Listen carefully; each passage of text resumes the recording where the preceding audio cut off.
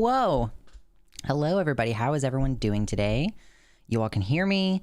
You all can see me. That's a good start. We're off to a good, strong start today. Yeah, I hope everybody's doing well.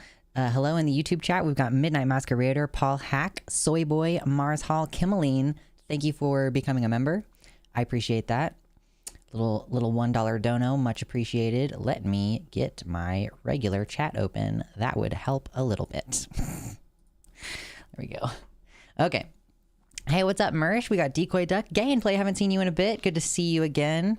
Sandutita, hello. Yes, the YouTube audio library music is good shit. Yeah. And we got Raccoon Pope, Quarbarian. Man. And Nouvenol up there, way up top. Nouvenol. Yes. Is the stock function working now? I was trying to stock one of Gayfesh's messages and it wasn't working. Oh well. I will talk to White Nervosa about it when it becomes an issue, I guess. So, yeah, how am I doing? I am doing pretty all right today. I have no major complaints. Thursdays are always like Tuesdays and Thursdays really, they're always like big work days for me. Like, ostensibly, I stream in the evening, so I should do less during the day, you would think. But I guess because I wake up and I'm like, it's stream day, I also end up like editing and doing thumbnails and uploading, and that's in addition to all the time I already spend like on Twitter, because I'm not just on Twitter to dick around. I'm also on Twitter because I do my research there. So what's up, Em? Hey, how's it going? Welcome to the website. Yes, indeed. You're gonna make a nachos. That sounds very delicious. I had some eggs right before stream. I made some soft, medium-ish boiled eggs, and I horked them down because I was like, oh boy, I haven't really eaten much today. So that's kind of the mad dash of what I was doing before stream started today. I went ahead and cooked some eggs real fast. Hey, what's up, Dave? Can't hang around because it's late here. Just dropped by to like the stream. Thank you. I appreciate that. Everybody like the stream if you have a quick second to do that. Hey, Morningstar System. How's it going, y'all? Yeah, so, appreciate that. This weekend, okay? Big announcement. This weekend, we're resuming our Sunday streams. So you all who are hanging out with us at midnight in Europe right now, we stream at noon my time on Sundays, which means it'll be like 6 p.m. for y'all. Should be a little bit easier for you to spend some time hanging out with us, so look forward to that. What's up, Hellhound? Hope everyone's well. Off to work soon. Just saying howdy since I missed the last few streams. We appreciate you stopping by and saying hello. I am hanging out at my canonical midnight. My sleep schedule is messed up. Yeah, it does happen like that. I am excited to potentially update my sleep schedule here pretty soon. I might adjust things a little bit since, I have friends who live like in the California time zone. And for my California time zone friends, I'm passing out every night at like fucking 10 p.m. according to them, My canonical romance. True. That's like the team name for all people who are very serious slash fanfic writers, especially if they were writing My Chemical Romance slash fanfic like someone did while they were still a virgin and had no idea how sex worked. Oh boy, My Canonical Romance. Yeah, Christy says, Lux resumes Sunday streams. Jess and Xena, finally a worthy opponent. Well, the great thing is that, don't they always stream at nighttime? Like, Jess and Xena always stream at like, it's always like 9 p.m. for me. I'm like, Jesus, I'm like, I can't come hang out at a 9 p.m. stream. I'm fucking tired. This is what I mean. I gotta switch up my schedule a little bit. So here in about a month, I'm looking forward to doing that. Cheers from San Fran. Nice, Kimmeline. Yeah, it's a difficult time zone to work with if you're doing business all across the English-speaking diaspora, like the primary English-speaking diaspora. Like in Europe, it's like, what is it, like 8 full hours later in Britain than it is in California. It's impossible to do business between those two time zones. I'm on the West Coast, so it's all good for me. Well, good. More California represent. All right, all right. I'm sorry you all have a terrible time zone, but someday I might live in it. Ostensibly. Yeah, I got the friends in Seattle and all that stuff, so updating the sleep schedule will enable me to also stream a little bit later, hopefully, because we do tend to cut off at about that 3-hour mark. And I know that sometimes, frankly, with the amount, the amount of notes that I have every stream right now for the last several streams, like almost every stream now, at least something gets kicked to the next stream because there's a lot to talk about. And I still want to preserve this time that we spend at the beginning of stream just hanging out. And I do want to just have enjoyable conversations and all with you and not just constantly focus on the terrible news, but there's a lot of it. So there's always a lot for us to go through. Yes, Christy, hello. Hello, hey, Gorge. Hello. I'm a little bit low energy today because I didn't eat enough earlier. So that's fine, though. We'll just be more chill, I guess. So I hope that you all are having a great week. It's a beautiful fall so far. I'm enjoying autumn. It's my favorite time of year.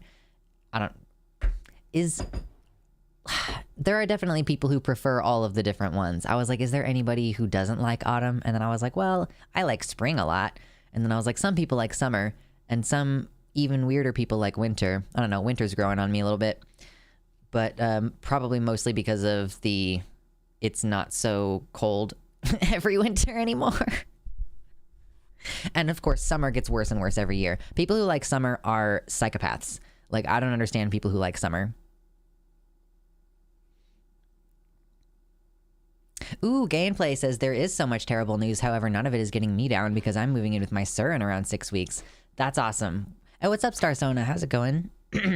Autumn has good fog. Yes, that's true. It does have. It's too bad I don't have to work in the mornings, like out in the world anymore. Because that is one cool thing about, like, last fall when I was doing a bunch of electrical work and like driving around really early in the morning, was that there's a lot of interesting fog. And I like driving around in it because it's spoopy. The leaves are at their best right now in Virginia. Ooh. I'm enjoying the turning of the leaves. We're getting a little bit of it this year. There have been some years where it's just like the leaves all just turn brown and fall and there's no beautiful colors. But we're doing okay this year. Summer rules. Mars, you're a psychopath. I am a psychopath, though. Confirmed. Got you pegged. A chill Lux is a good Lux. Also, please eat, Gorge. Yeah, I just was forgetful about it today. I was just focused on work a whole bunch today. The hyperfocus sometimes will kneecap you if you're trying to get some work done. The fall foliage has been unreal this year in particular, I feel like. Not sure why, but just been appreciating it more this season. I've noticed that several different species of trees are in their mast years this year, and I wonder if that has something to do with them having a longer process of dropping their leaves, or if maybe it's just because it's been so warm still that they're not changing as quickly. Mast years, if you don't know what it means, for trees that drop nuts like acorns and walnuts and stuff, sometimes like every 5 years or so, they just drop like 10 times as many acorns. And that's because like squirrels are eating them all the time. So every once in a while, they just drop so many nuts that there's no way the squirrels can possibly eat all of them. And so that's a fun thing. And I think this year is a mast year for several different species. They're just like so many acorns everywhere. Oh boy. I just can't stand the cold anymore. I don't like the cold either, but at least with the cold, like I can put more layers on. I have like a fur now, you know, and I'm like, boy howdy, if I lived somewhere where winter were more substantial, I would get like so many rabbit skins and just cover my entire body with super soft rabbit fur. It would be crazy, crazy soft and awesome. And not very vegan.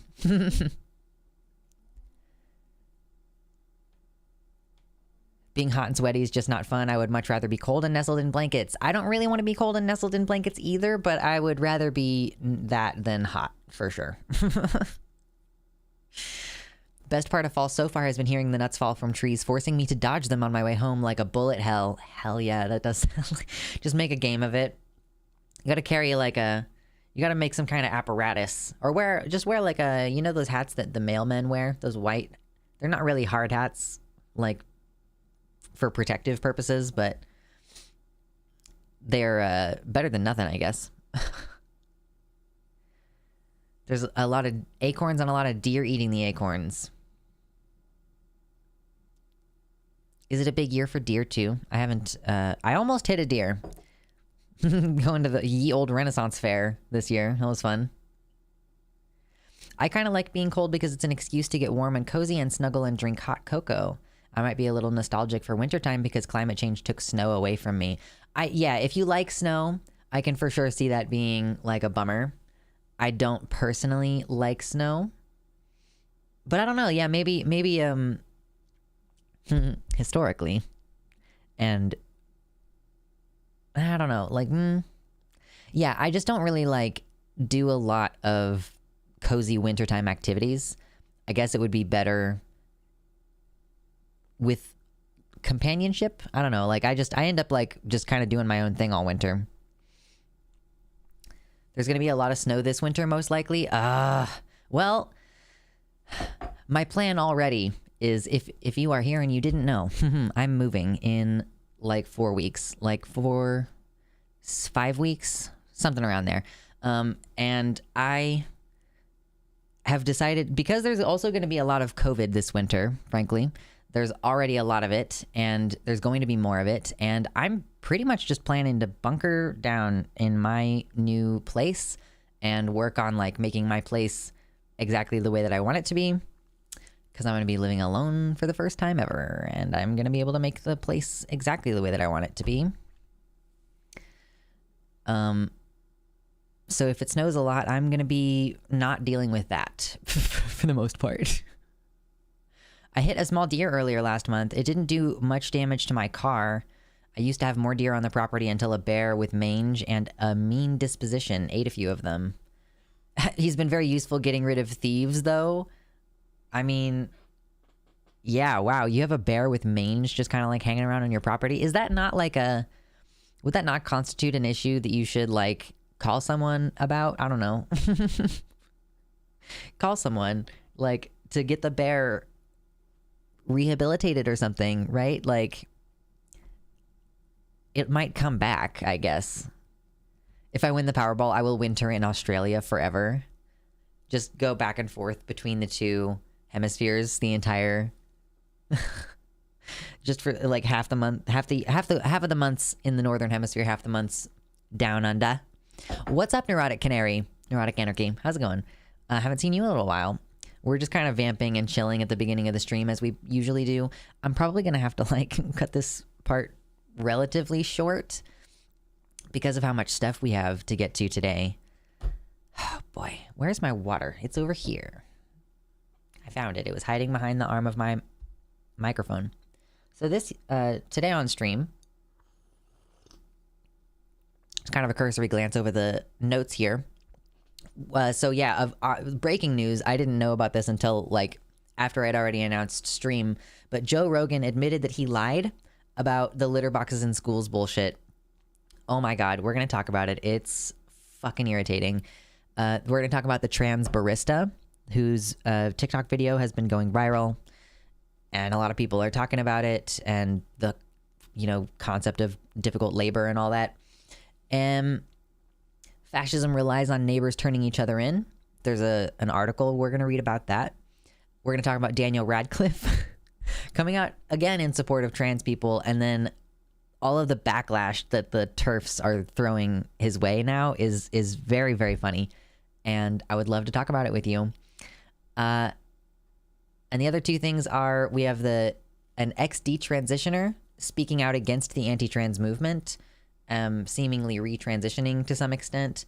There might actually be multiple people cited in that article, so it might be more than one ex-detransitioner who is coming out against the anti-trans movement. And like, I think specifically like the Terf segment of the anti-trans movement these people are coming from. And then also the Florida, what do you call it? Like they held like a public meeting. What do you call those when they hold public comment? Do you guys know what I'm talking about? Like they were proposing a rule to change whether or not kids can access transition related healthcare, and they opened it up so that the public could come speak. And I cannot think of the word for what you call that. But yeah, it was a load of bullshit. A town hall, maybe a hearing, maybe. Yeah, I think town hall might be a forum. Yeah, I don't typically hear that word used in this context, but that might be a good one. Yeah, like so that town hall or whatever that they had, you know, it ended up being pretty obviously constructed in such a manner that the anti-trans side was always going to win. Like they never really intended to listen to public comment.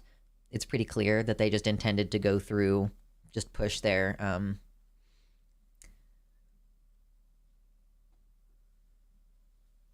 The Park Service offered to relocate the bear to the Shenandoah National Park if I wanted to get rid of him. That's near enough so he could wander back, but I agreed to keep the bear if he caused me no problems. Animal control and the Park Service agreed. You were just like, all right, I'm just going to let this bear chill on my property. There's fewer deer here, but there's also fewer thieves. I guess whatever works.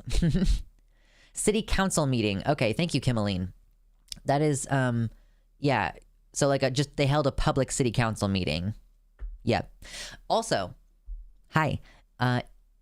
If you're here and you're trans and you're from the United States, if you live in the United States, if you're a United States citizen living abroad, sign up for the ustranssurvey.org. Over here-ish. Click the link. You can't click that link, obviously. If you type !survey in the website chat, oh my God. Take the survey, 30 to 90 minutes of your time, depending on how much of the in detail stuff you go into. Like if they ask like, have you done this? And you say no, then obviously you're not going to go into a bunch of questions about the circumstances of you doing that thing. 30 to 60 minutes, 30, 90 minutes maybe. Take the time, fill out the US Trans Survey, have your voice counted, get to know like some interesting statistics about the trans community. Mickey says, I completed the survey. It's easy and I agree. It's super important. Good job. Also, if you guys, folks, go do it, make yourself some hot cocoa or something for afterward, because it might be rough. They do ask a lot of questions about, like, have you ever been sexually assaulted before, and stuff like that might be difficult to deal with. So, and like, you know, how your family responded to you coming out and different stuff like that. So obviously there's potentially going to be some difficult questions in there, but it's super important to have those statistics. Basically everything we know about what happens within the trans community comes from this survey that happened in 2015. Okay. So yes. She Who Knows No Name, what's up? Having a personal celebration right now because I was trying to organize an interpreter for a ghost tour, but there were none. The stars, however, suddenly aligned tonight and it all fell in place. Oh, that's awesome. None had the time previously. That's cool. I'm glad that you're going to be able to go to a ghost tour with an accessible option. Oh yeah, neurotic, you're not American. Yeah. Take the thing if you are American and if you're trans, or I guess if you're detrans, you can also take the US Trans Survey. Anyway, it's a fun time getting to participate. I always feel like when you see those statistics that are like 8% of Americans believe blah, blah, blah, blah, blah, it's like, who the fuck did you ask? You know, where did you poll these people at? It'd be neat to have a non-American option. Yeah, someone else would have to start that from like the ground up. I mean, I guess maybe not. You could like use the skeleton of the thing, but it is the US Trans Survey, and it is it's ran by the National Center for Transgender Equality, which I think is a US focused organization. I have like a blister on my lip. Kind of annoying. Sorry. But yes, it would be cool to have those statistics. It's just, yeah, the structure is explicitly an American organization doing it. So, but yeah, Fill out the US Trans survey. Do it. They call little old men and ladies who are retired on the phone, or they mail surveys to the elderly. I mean, yeah, if they're cold calling people, millennials are not participating. You can't say skeleton Halloween is over. Listen, I haven't even carved my pumpkin yet, and I fully intend to do that. Like, there's a pumpkin in the other room, and I plan on carving it. Like, it's gonna happen. Even though it is now several days past Halloween, you know? Don't grief me for being a dork. All right. Let me figure out what topic we're going to talk about first. I mean, I guess we'll just talk about Joe Rogan first so that I can change the title of the stream, right?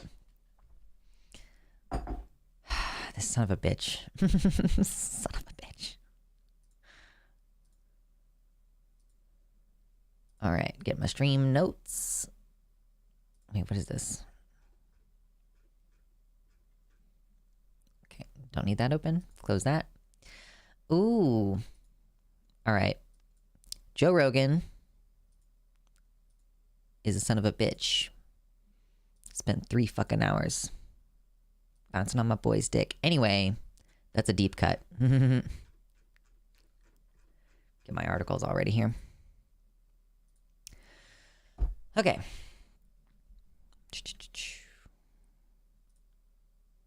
We like to have all of our stuff in order. Fucking Jogan. Jogan. If all else fails, you can make a good pie in time for Thanksgiving. The thing is, Mersh, and I was actually just reading about this. I'll take this quick aside about pumpkins first, before we get into talking about Joe Rogan real quick. I'm doing a bad job at maintaining the audience tonight. Pumpkins have been bred to be shitty for food, like bad, like very bad for food. Like the pumpkins that you get at a pumpkin patch for jack-o'-lanterns, there's like no flesh in there. Like regular pumpkins are like filled with flesh, and the flesh like squishes against the seed part on the inside, and it's like yummy and soft. We specifically bred pumpkins to be like woody and shitty.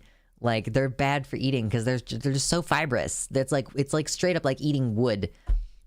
Do you like pumpkin pie? I do, Holland James. I do. Actually, I like pumpkin pie. I think I prefer sweet potato pie. I made a sweet potato pie from scratch one time, and it was very, very yummy. Lux only wants things filled with flesh. Got it. I mean, I'm a dragon, so why would I want it not filled with flesh? You know, if it's like a scrawny thing, like, well, I mean, yeah, you need toothpicks, obviously, but whatever. Anyway, since we're about to begin the actual fun part of the stream, if you've not yet hit like, please consider hitting like for me real quick. It's fast, it's easy, it's cheap. It directly helps the channel. Watch, hit the like button and then watch the viewer count. It'll like jump up. It's crazy how that works. So this Joe Rogan thing, apparently he said this on his show yesterday. Today's Thursday. Yesterday was Wednesday. He said this on his show yesterday after having had previously talked to Tulsi Gabbard about this. And we'll get into all that Tulsi Gabbard stuff in a second. Yes, it's from the Daily Mail. Yes, I recognize it's from the Daily Mail. Joe Rogan admits that the story he told Tulsi Gabbard about school installing litter boxes in girls' bathrooms for, quote, furry child who identifies as a cat. Like, he admits that he told her that story, but has no proof. He admitted that the story he shared last month about a school installing litter boxes in the bathroom was not true.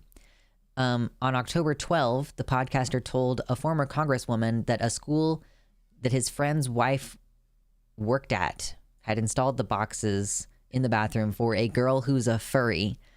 These claims are being widely circulated, and he's acknowledging on Wednesday that they are not true. However, Republican Senate candidate Don Bollock, who I don't know, Bollocks, doubled down on them. Anyway, what's up, Anansi? How's it going? Anasi in the server now. Cool. Yeah, we're doing litter box discourse, like, and because of Joe Rogan and other people who are perpetuating this, frankly, very stupid bullshit. Oh my God. So Joe Rogan says the story he shared last month about a school allowing a furry student to use a litter box was unfounded. He walked back on the story on Wednesday saying, I don't think they actually did it. Okay, let's just watch the video. Let's get everything set up here and just go ahead and watch the video. Right, or the kitty litter boxes in schools from last week. You know, that got spread around as a meme because it kind of fit the conservative view of, you know, liberals and their confusion about gender and sex and. But the kitty litter boxes is a weird one. It is weird. It's it's more like an urban legend. I fed into that, and I should probably clarify that a bit. I think that's Michael Shermer, who I will reserve my opinion about. A friend, and my friend's wife is a school teacher. And she told him that there was discussions in the school that a mother wanted to put a litter box in one of the bathrooms. And he told me this, and I talked about it on here. And then people were saying, that's not true. It's an internet rumor. So I contacted him again. And I said, tell me exactly what she said and contact her and find out. She no longer works for that school. She works for another. She supposedly doesn't even work for the school anymore that she's making these claims about. Oh, my God. Wow, that's embarrassing. School. She contacted the other school. She didn't get a response. I don't think they actually did it. I think there was discussions about doing it because there was one particularly wacky mother, but it doesn't seem that there's any proof that they put a litter box in there. The reason why I was interested.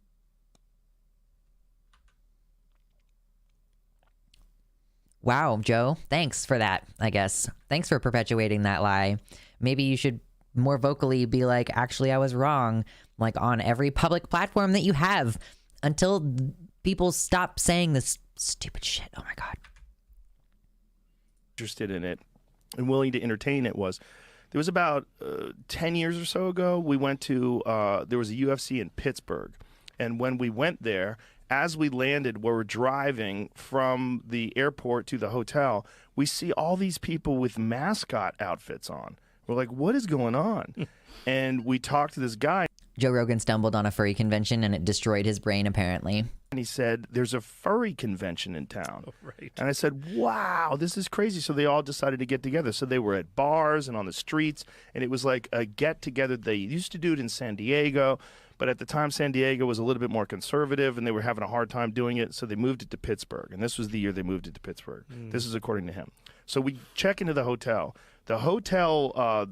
So we're going to have a whole story about how Joe Rogan was around furries in public one time, and that made him think that this story could be plausible, I guess. The guy who was working the front desk was saying how crazy it was. That these folks were asking for their food to be delivered in bowls on the ground so they can eat it like animals. And I'm like, that is... I feel like maybe don't make the hospital, or not the hospital, don't make the hotel staff participate. Personal opinion. Crazy. And then he said they asked for a litter box in the lobby. Now, they didn't put a litter box into the lobby, but someone, according to this man, asked him for a litter box. And it's also just saying, like, according to this one person, someone requested a litter box. It's like, you can say any kind of crazy shit about a furry convention and people will believe it. Like, why does this dude have credibility? Why does this random nameless man have credibility to make any claims? Why? I'm like, that is crazy. So I went and did a deep dive online. I went to forums where furries go because I was trying to find, like, is this a thing? Do they like to use litter boxes? Out of all of my searching, I could only find one poster, one. Can you just think of all of the things that Joe Rogan likely stumbled upon while trying to figure out if furries use litter boxes? Because there's a nominal chance of like a small amount of crossover between people who are furries and people who are into scat. Oh, Joe, poor Joe. You have no idea what you've gotten yourself into, honey. guy who said he had used a litter box. So this one person who was saying that he thought it was kinky and he liked to use it, he, they, it, them, whatever, liked to use a litter box. So that was all I could find. So is that something that people do, or is it something that people talk about doing because it's fun? I don't know. Is it just something people talk about doing? Like, yeah, maybe. I do appreciate the like willingness to acknowledge that some of this might just be for fun and like not 100% serious, you know? Yeah. I love cycling through the pronouns transphobically. Yeah.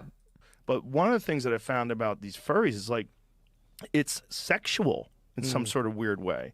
They like to get together and have sex. Sometimes, but that's like a minority, I think. I would say that's a minority, yeah. With their furry outfits on. And they don't want people to know who they are or what they want to keep the outfits on. So it's a cosplay kind of thing. Yeah, it's like a cosplay kink thing that some people engage in. Like, how that got connected to gender, I do not understand. Because it seems to be a completely different sort of kink. Holy shit. Someone finally, like, be loudly like, this is stupid now, please, Joe Rogan. Like, from this point on, you should be like, yeah, wow, like, it's very stupid that we've made this conflation. Like, maybe have some Republicans on now and push back on this and be like, I haven't substantiated this at all. Like, do you have any proof? Like, journalistic integrity. But what I think people have concern with is that it's nonsense and that it's crazy. And if this nonsense starts getting into schools. But why would it get into There's schools? kids, like something that like clearly adults are participating in. Like how and why would it get into schools? But like also like being a furry is just a fun, silly, stupid thing in general. Most people I think don't take it super incredibly serious. Yeah, gender is a kink too in his mind. That is, yeah, like he does say it's this completely other kink or whatever it is he says. What does he say? Clean that box of every day. Yeah. Like, it's the greatest thing about dogs. They go outside. Oh, wait, no, it just like kicked to the next video. That's my bad. Hold up.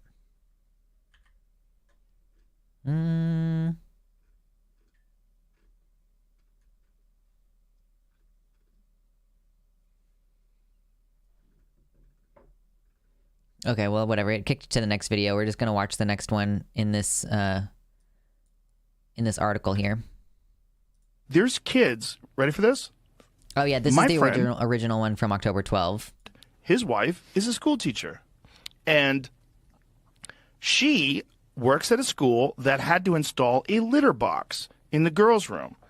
Yeah, like we know that he made the claim already. Like it would be great, yeah, if from this point forward, if Joe Rogan was like, actually, like if anytime someone brings this up, if he was actually like, you're kind of a dipshit for believing that, like, you know, that would be great. That would be great, you know. And yeah, even so, we still have like people doubling down on the concept that this is happening, like this politician here.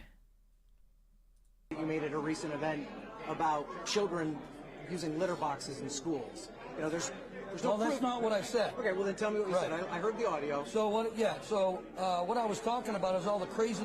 Oh my God, that's so savage. He's like, I heard the audio. That's going on in our schools, and this is just one of them. And I had a parent and a student in that audience who came up to me and told me all about it. I've had that all across this. Yeah, you're just a liar, I think. If you're just like, a parent and a student came up to me and told me the whole story, like kids have iPhones, okay? Kids have iPhones. If there was a litter box somewhere in a school with the intent for students to use it, like there would be pictures all over the internet. Do you really, like, even if you think like, oh no, they have like control over whether the kids have access to their phones. No, they don't. No, they don't. They don't have control over whether the kids are going to sneak their phones around. Like, are you kidding? Are you kidding me? There would be pictures all over. Yeah, this shit would be funny if it weren't for the fact that these are people who are like voting and like that they're conflating the idea of being a furry with being trans and insinuating that we're doing this silly shit in schools. Yeah, this is crazy. I saw someone claim that that the reason why someone may have thought that there was like litter boxes in school was that perhaps that there had been some trays brought in for the purpose of like just in case the students get in lockdown and they can't leave the classroom because of a school shooter or a school shooter drill, then there's a possibility that like they were just trying to plan for the eventuality that a child might need to use the bathroom during a shutdown situation. I don't know if that's true, but that's like, here's one reason why someone may have thought that. I just haven't seen any, I haven't yet seen any substantiation of that. But the original claim is really harmful because like, yeah, it's all connected. The idea that kids are being encouraged to like be furries and act like non-humans, and that teachers are being expected to honor that by giving them scritches behind their ears when they get a good grade or whatever the fuck claim they're going to start making next week. Like, it gets conflated with the idea that they have in their heads of like the doctors doing the surgery on the kids and like blah, blah, blah. Like Tulsi Gabbard, who I believe is no longer a congresswoman, but used to be, she was on Joe Rogan's show. Like that's what this second video, I believe, was about. This one was him being in the middle of telling her that, because like this is Tulsi Gabbard, I think. Urinate Come on. your cat. It's the worst thing about having cats. You got to clean that box of every day. Yeah. Like it's the Like, greatest that's thing the about female dogs. They voice go on this outside. recording, I think, Like, even though it hasn't panned to her. And Tulsi Gabbard, who seems to have ate up that story about the litter boxes, also so happens this week to now be saying woke doctors and hospitals mutilating children's bodies and minds. Mutilating children's minds? That just took me straight out of the moment because I didn't know how to respond to that. Woke doctors and hospitals mutilating children's bodies and minds for money/profit should not only lose their licenses and be cut off from all federal state funds, they should be imprisoned. Like full-fledged politicians and former politicians advocating that, like, doctors and hospitals mutilating children's bodies and minds for money profit. Like this, the implication of like doctors mutilating children's minds means that this is going to mean like even just therapy that is affirming is going to be considered like something that she thinks that people should be imprisoned over. Like, yeah, let's round up all of the people who provide this specific type of healthcare and imprison all of them. Like, is that not just like a very clearly genocidal thing to do? You know, I hate that we keep having to say that. It's just not going to stop being true until like there's some kind of tipping point where like they actually attempt the genocide or some very serious changes happen in the government structure, which I doubt is going to happen. So basically we're just going to see genocidal conditions continuing to worsen in this like slow, like, you know, boiling a frog in a pot situation. Like, yeah, surely the suicide rates of trans people will go down if we ban their existence. Like, certainly there will be no more trans suicide if there are no more trans people. How could there be transgender suicides if there are no more trans people, right? Problem solved.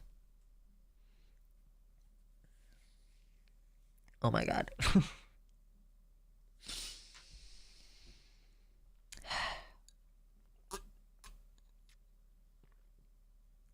Hail, hydrate, babes. Drink water, okay? Stay healthy. That's the thing about, like, as usual, that's the thing. In response to this kind of stuff, the only thing we can realistically do, and the thing that I want you to continue doing, is take care of yourself. Because in a situation where the powers that be want you to not exist, it is very necessary for you to thrive. Like, you have to live. Like, we all have to live. Don't, like, do your best not to catch COVID. Like, take care of yourself. Drink water. Try to get enough sleep. make sure you're eating a variety of different foods as much as you can. Like, please don't let them win. We cannot let them win. Like, whatever happens on the base level, you need to be as physically well as you possibly can be, because who knows what's going to happen? Who knows what's going to come? And we should be prepared to be friends with each other, and maybe also like tone back on the discourse a little bit, but too much to ask. Demon Mama's genocide video was pretty fire, kind of scary too. I didn't watch it because I already laid out how the United States is basically all the way up to the step right before they start actively putting people in camps and expropriating property and stuff. I've demonstrated that myself, so I didn't watch Demon Mama's stuff. I really, really like Demon Mama. I just haven't been watching her streams as much lately because I find that she hammers in the doomerism a little bit. I mean, she keeps being like, and what are you gonna do when they come for your children? And I'm like, I already think about this. Like, when I go to a stream, I'm usually trying to relax and not that, whatever that is. Thank you, Em. Appreciate the compliment. Speedy Shimeji says, that's a big ask for the internet. Yeah, yeah. Magneto is such a good character. Maybe we should go back and like rewatch the X-Men movies. Like as a society or something.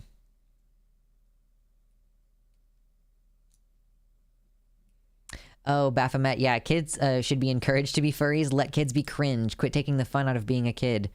Like, did we not all pretend to be animals at some point in our lives? It's fun. It's fun.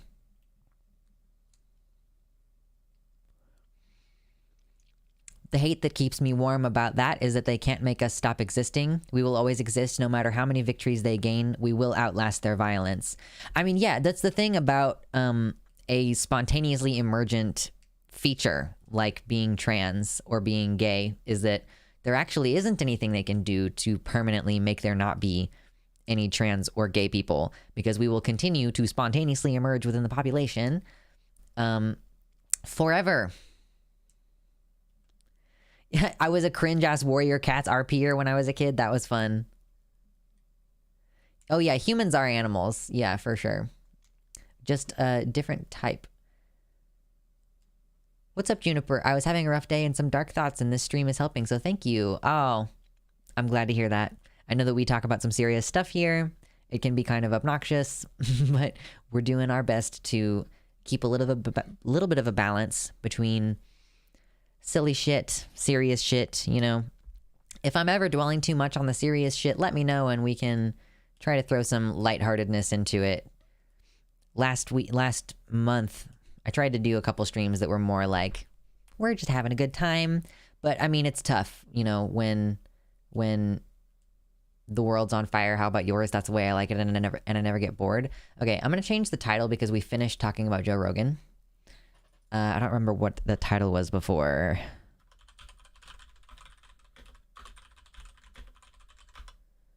What else did I have on the notes for today? Hold on, just redoing this real fast. If you're here because you wanted to see Joe Rogan, we already talked about it. Rewind the stream and then come back. Oh my god.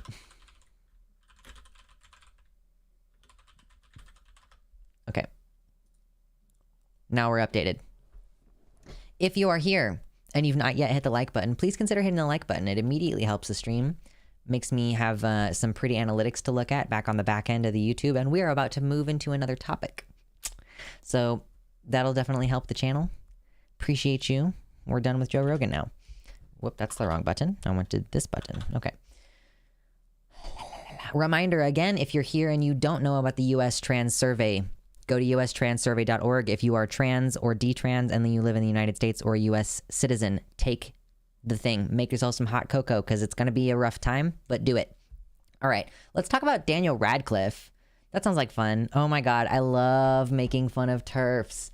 It is one of the best things about my job. And we get to make fun of Terfs today. Oh, they just are, they're just so easy. I can't even feel bad for them. They are so easy to make fun of. because everything they do is so stupid. All right, let's go.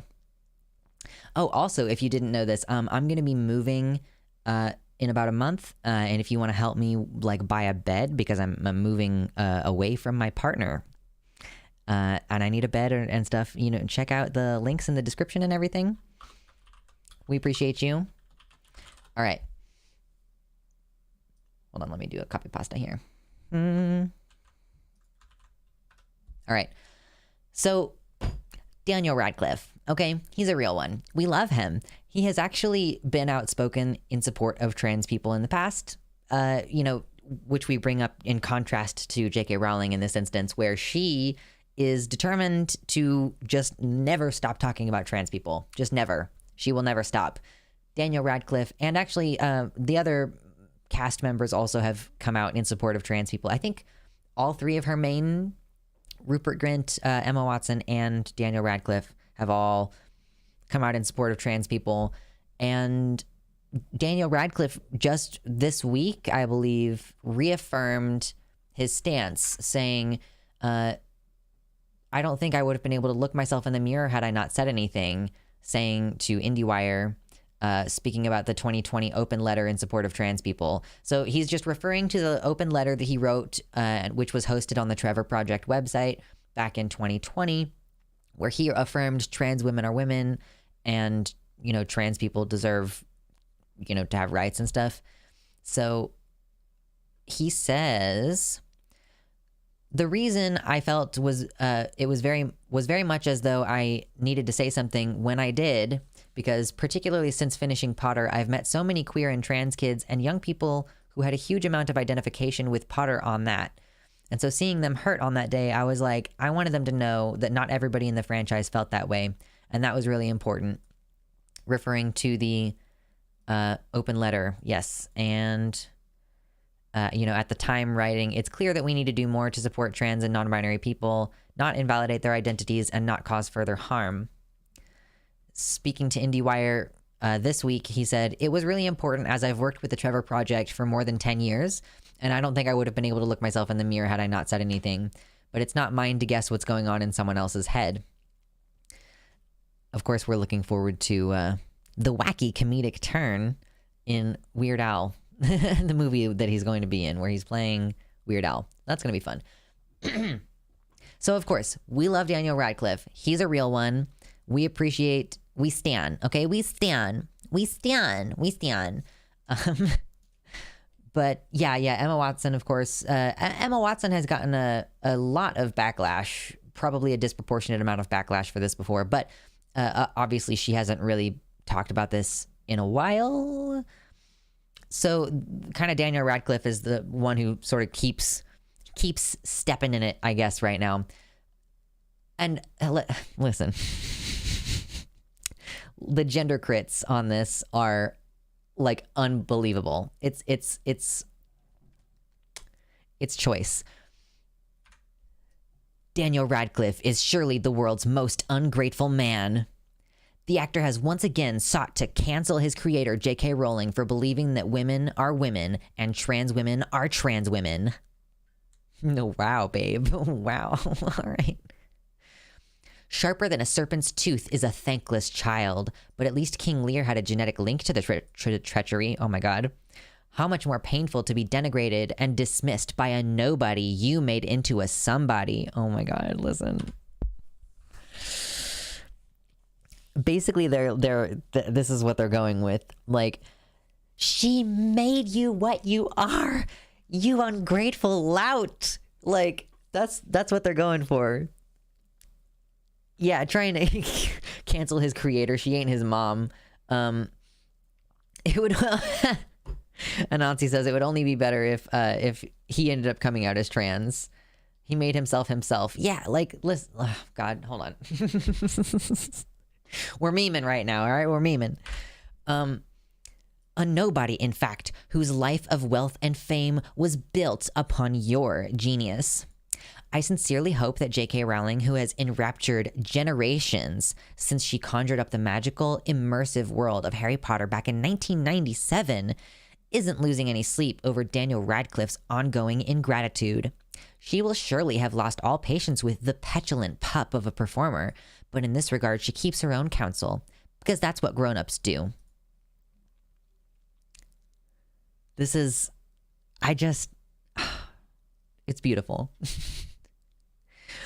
Radcliffe, on the other hand, is a 33-year-old man-child who most probably, definitely, wouldn't have a stellar career had he not been first cast as the boy wizard aged 12.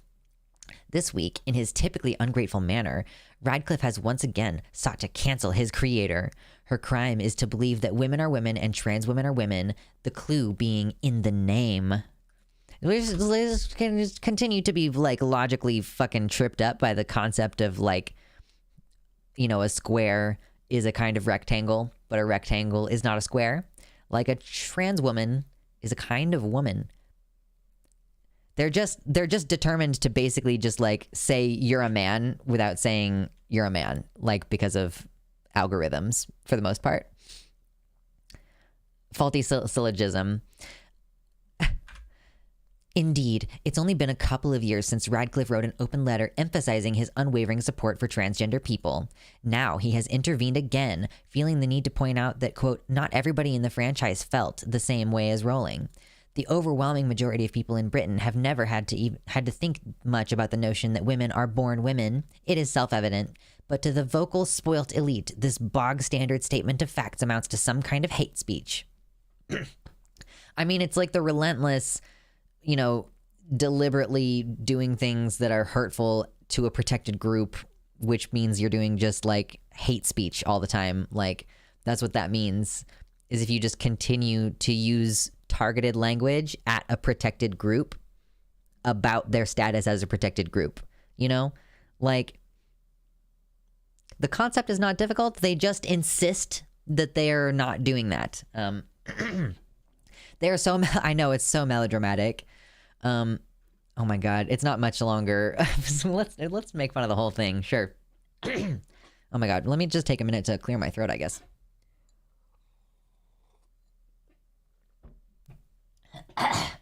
Excuse me.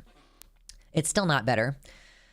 I'm gonna have to, like, actually cough it out for a second here, I think. Hold on, give me a second.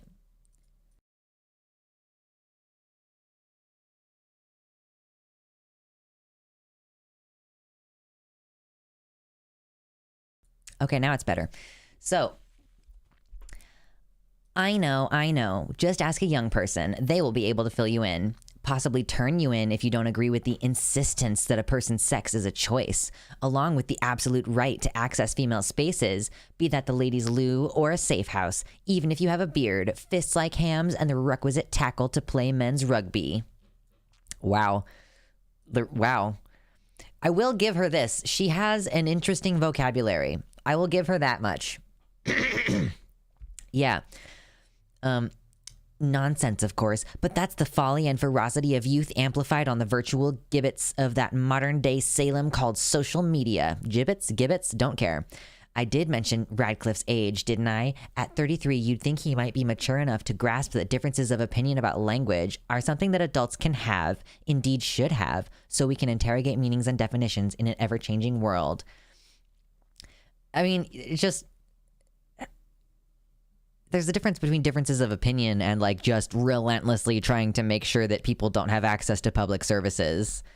Or, you know, you're fine with them having access to public services so long as it's, you know, they're equal. You know, you want them to be equal. You just want them to be separate.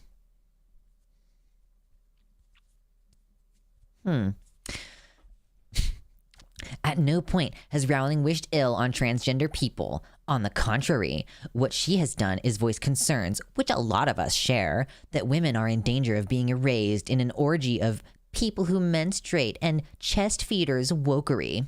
But according to Radcliffe, who only grudgingly credits Rowling as being unquestionably responsible for the course my life has taken, her views have, quote, hurt many young queer and transgender fans. I suspect he's upset and alienated a far larger tranche of the Harry Potter audience by brutally referring to the much-loved movies as, quote, the franchise. But, you know, he couldn't have looked at himself in the mirror if he hadn't spoken out, which might well have been the greatest tragedy of all. In the end, reality is there for all to see. Like when they say this in the reality, reality is there for all to see, they're always just going to be like, penis equals man, and we know, and we can always tell. Like, you're not slick. Like, you're truly not slick. It's painfully obvious what you're doing. Like, the dog whistles are not even dog whistles. Like, it's just, like, we know what you're doing. Back in 2020, Radcliffe denounced Rowling and showed he cared. Now he's at it again.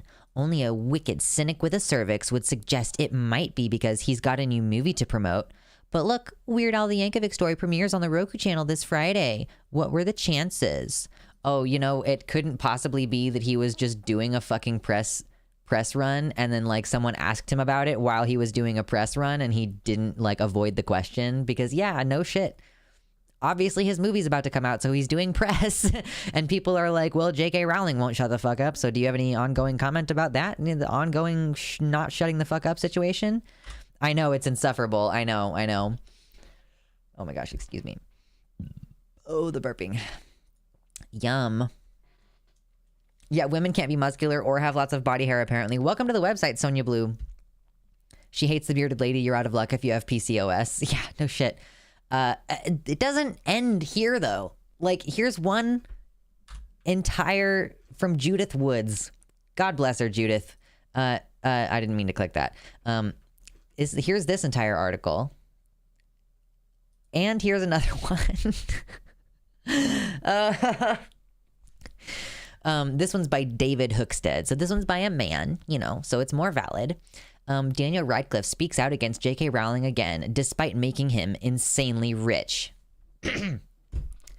Daniel Radcliffe wants Harry Potter I'm just going to use the same voice. I'm just going to make fun of him with the same voice. Daniel Radcliffe wants Harry Potter fans to know creator J.K. Rowling's views on biology don't speak for the entire franchise. The legendary Harry Potter author has been very consistent that biology matters. Women are women, men are men, and that's the way the world works in her mind, and the minds of countless other people. Yet that stance has caused some major backlash, including from actors she enriched beyond their wildest dreams. Former tweets. In 2020, the man famous for playing the boy wizard wrote a piece rejecting Rowling's views and wrote, in part, "Transgender women are women.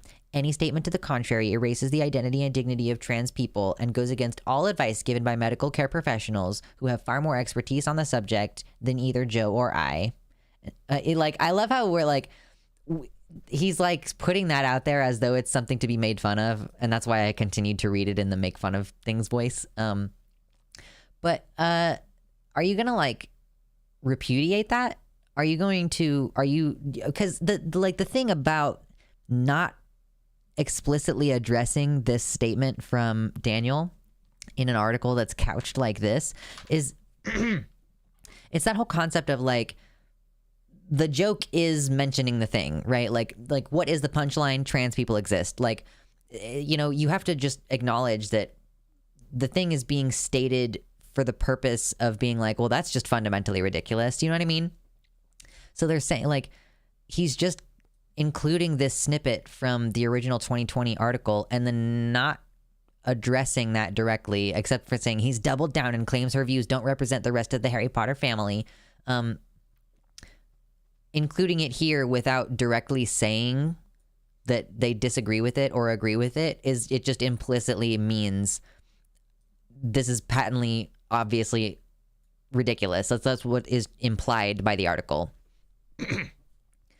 Radcliffe told IndieWire the following when explaining why he spoke out against the woman who made him insanely rich. And then, we've already read this quote. For the record, Daniel Radcliffe is hardly the first former Potter star to take shots at the woman who made him rich and famous. Can you also just say, like, how much of a victim complex these people have? Can you see it? Can you witness it? He's repeatedly characterized, both of these articles, I think, actually, repeatedly characterized Daniel as taking shots at J.K. Rowling. And, like, he's just saying, she does not represent my views. Like, I do not believe the same things that she does. And I think that if she's going to be vocal about her beliefs, then I think it's equally important for me to be vocal about my beliefs. Like, that's not stabbing her in the back. Like, the whole concept that they're like going against her, that they should fall in line because she made them famous or whatever, like, which is not true also. We'll get to that in a second. Is like, it's really cultish. It's like how dare you disagree with our sovereign leader who made you what you are? You know what I mean? Let's continue with this. And yeah, again, doing the same thing with Emma Watson here. Like, took a not so subtle jab at Rowling for believing women are women when she claimed she was here for all the witches during an award show. Like, she can't, like, people, they can't say something affirmative about trans people without that being interpreted as an attack on Rowling. Like, this is how fucking Christian fundamentalists act when you try to argue with them. Like, if you just say something affirmative about a different group, like, they act like you are attacking them personally. Like, oh my God. There's actually there's like a lot of different instances in which this very same thing pops up. Like, you can't say something affirmative about black people without white people taking a lot of offense to it. Oh my God. Yes, but let's, just for a refresher, we'll watch it again. I'm here for all of the witches. We love her, okay? Thank you, Emma, for that moment. The most important part about this situation is Rowling has never said a single thing that should offend rational people. She believes in biology and science. The Harry Potter creator believes women are women, and that's a good thing. How is that controversial at all? Again, like, they're dishonest. Like, it's not just you believe women are women. It's you believe, like, people's biology that they were born with dictates for their entire life, like, a lot of things about their character. Yeah, she does not follow the science, and neither do you, or else you wouldn't dispute doctors. They're just not real doctors if they uphold transgender ideology, don't you know? Yet the two faces of the franchise have both made the active decision to denounce or combat her views. J.K. Rowling made Daniel Radcliffe rich beyond his wildest dreams. Okay, so let's, I guess, talk about this for a second. Like, it's sad to see someone attack the woman responsible for their life. Wow. Yeah, no, she did not give birth to him, actually. Wealth and the security of future generations. Wait, what? It's sad to see someone attack the woman responsible for the security of future generations? Or did he mean to say it's sad to see someone attack the security of future generations? What the fuck is this fash bullshit? Oh my God, that's so fash. Just some casual fash slipped in there. Daniel Radcliffe netted roughly $100 million from the 8 Harry Potter films. So this article over here also stated, like, she was the woman who first got him into acting or some shit like that. Where was it? Hold on.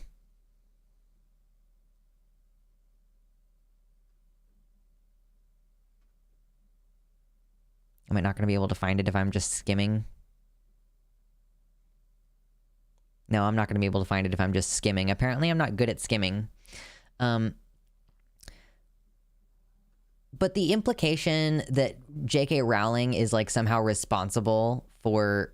I mean, yes, she wrote the book originally, but, like, you could argue that the person who picked up... Like, the person at Universal Studios or whatever the fuck, like, who picked up her book and decided to make it into a movie in the first place was actually responsible. Hold on one second. Yeah, like, how much input did JKR actually have into the acting of the films? Pretty sure the directors, acting coaches, etc. are far more part of his success. Yeah, like, hold on. How did Daniel Radcliffe get the role of Harry Potter?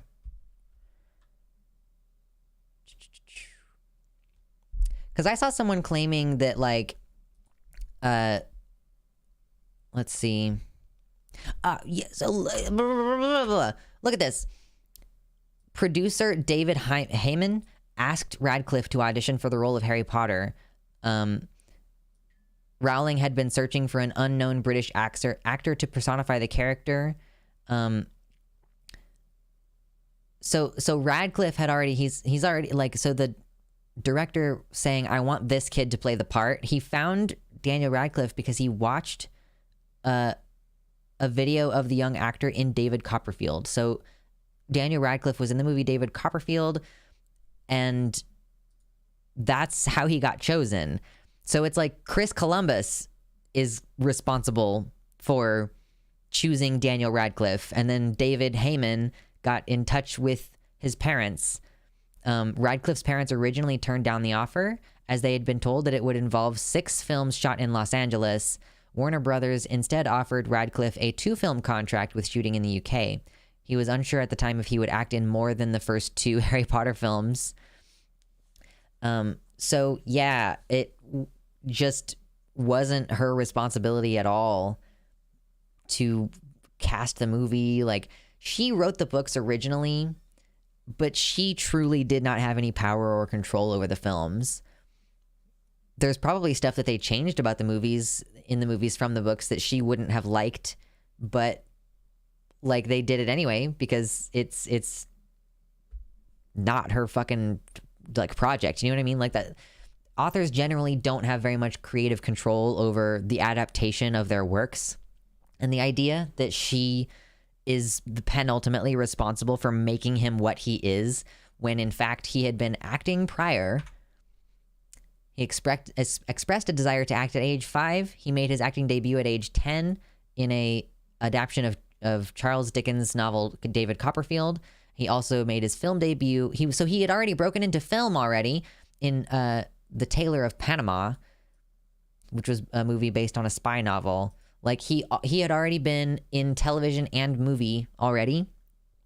And then the director was like, I like that kid in that movie and I want him to play the character. Had nothing to do with J.K. Rowling. Just the hubris. Like, these people like worship her. They really do. And like, just in summation, it's unfortunate Radcliffe and others feel the need to attack the woman they owe their livelihoods to over such a dumb situation. Basic biology shouldn't be a topic that is controversial, but here we are. It's a sad state of affairs. You know, I saw someone else saying also that, you know, if anything, this whole conflation of Daniel Radcliffe with Harry Potter, like, he has a whole fucking continuing movie career. He doesn't like his acting in those movies, and it sucks in some ways that, like, that is the thing that's going to, like, define his career probably forever. But he's continued to make films the entire time. Have you seen Swiss Army Man? It's a weird one. But there's just, he's continued on, and now J.K. Rowling's name is associated with the brand, and his name is associated with the brand. So the more she comes out and like continues to campaign against trans people having equal access to like public life, really, like, his name and reputation are being consistently bogged down and dragged down. Like, he should be, frankly, able to seek some kind of recompense for the fact that like she is potentially like damaging his ongoing reputation unless he speaks out. Like, he has to, otherwise he is tacitly associated with her views by virtue of them having this sort of relationship. So I don't know what people expect him to do. I mean, really, they just want him to shut the fuck up. They want J.K. Rowling to succeed in eliminating all of the trans people, and they want Daniel Radcliffe to shut the hell up about it. TLDR. I don't think he's been typecasted. Like, I don't think that he has really taken any work that is similar to that, but I guess I haven't seen very many of his movies. Right, it's almost like he's a talented actor who got spotted for his talent. Go figure.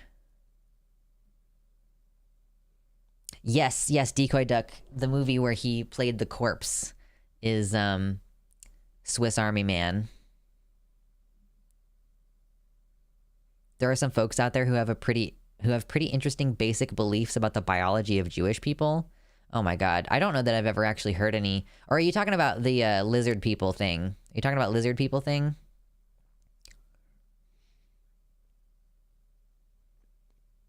Also, his whole childhood was fucked up because of the decades-long contract.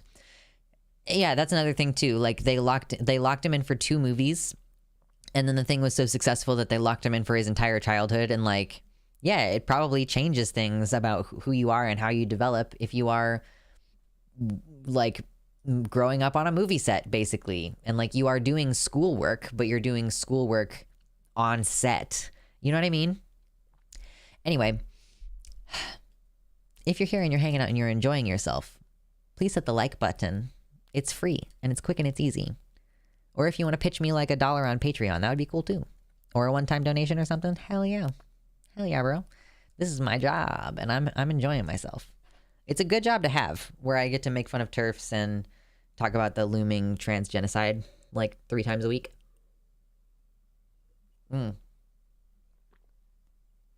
GRRM gets to be involved in the nitty-gritty of House of the Dragon.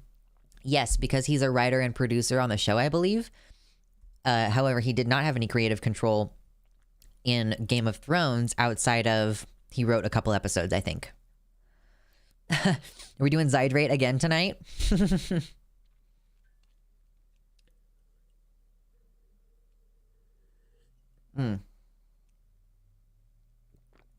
Yeah, it was so easy also to substantiate that he had 2 roles before Harry Potter. Like he already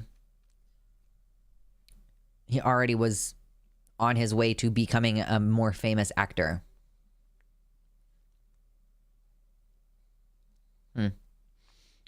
I think GRM was a TV writer first. I do think that that's a possibility, that GRM was a TV writer. Oh my gosh, I made a smoothie and it's so yummy. Put some yogurt in your smoothies, y'all. Make them real thick and yummy. All right. Daniel Radcliffe, J.K. Rowling. Why are you so weird? Mostly J.K. Rowling. I mean, Daniel Radcliffe's weird, but he's weird in a good way. Did you all see Daniel Radcliffe on Hot Ones? I want him to do Hot Ones again, but like in person this time. Because when they did it before, it was over Zoom. And I just think it would be a lot of fun to see him do it in person.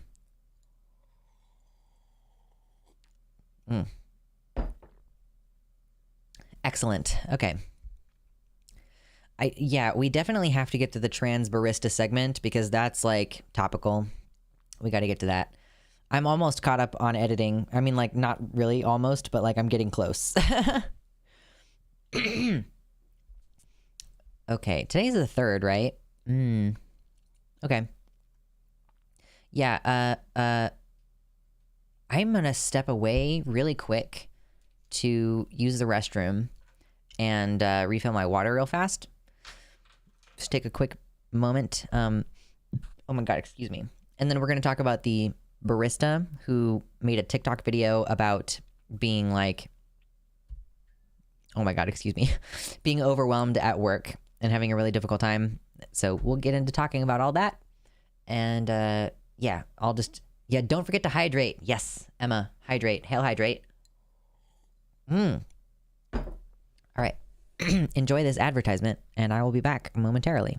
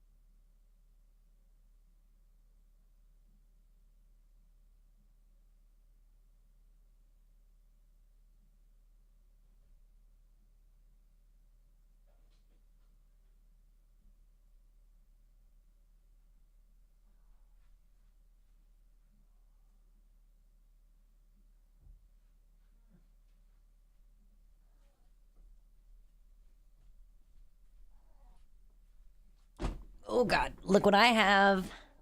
Hello. Hello. Hi, baby. Hi. Yeah? Yeah? Yeah. You don't like it, do you? You're being very tolerant right now. He smushed his face on my face.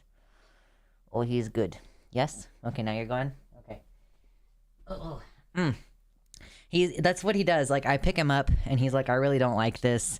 He really wants to get down, and then he'll smush his face on my face for a second because he thinks that's what I want. And then he's like, okay, now that I've done that, will you put me down? Like, that's the ritual. All right. Yeah, are you going to make noise now? Is that what we're going to do? I know, his buzzy little meow.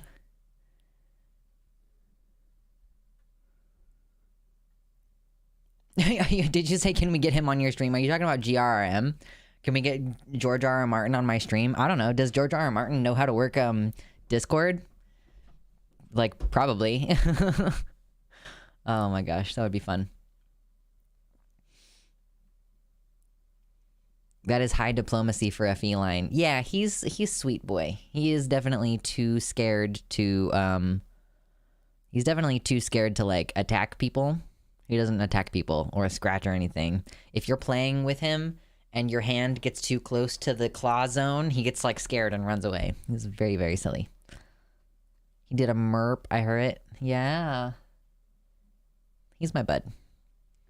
I'm going to leave him here when I move. So once I move, there will be no cat streams for the foreseeable future.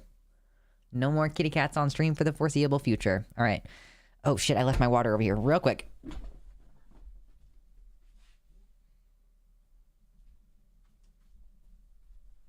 I just tried to wipe it in the kitchen. I just tried to absolutely wipe out. All right. So, 10 people just like left during the cat part. All right, cool. Whatever. Can't handle a 5-minute break. Oh. Let's see. We got about an hour and a half until I usually get off of the stream, and we still have like 4 things on the list to talk about. All right, we're doing the trans barista thing. I've not actually watched their video yet, so this will be a little bit new for me.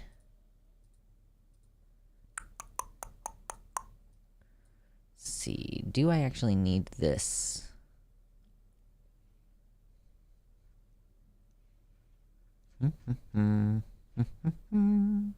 Okay, yes, I will have that open. Okay, cool.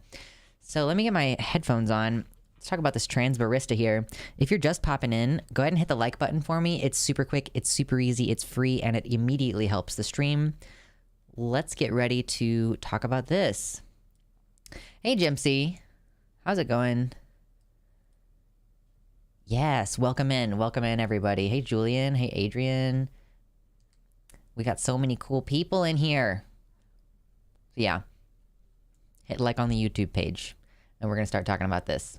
It's on the YouTube page, Jimpsy. It's not on the website. And I don't know how to, like, we're working on that integration. If, like, it's a YouTube thing, like, I don't think that we can fix it. So if you just hit like on this stream real quick, come back to the website, we can roll. All right.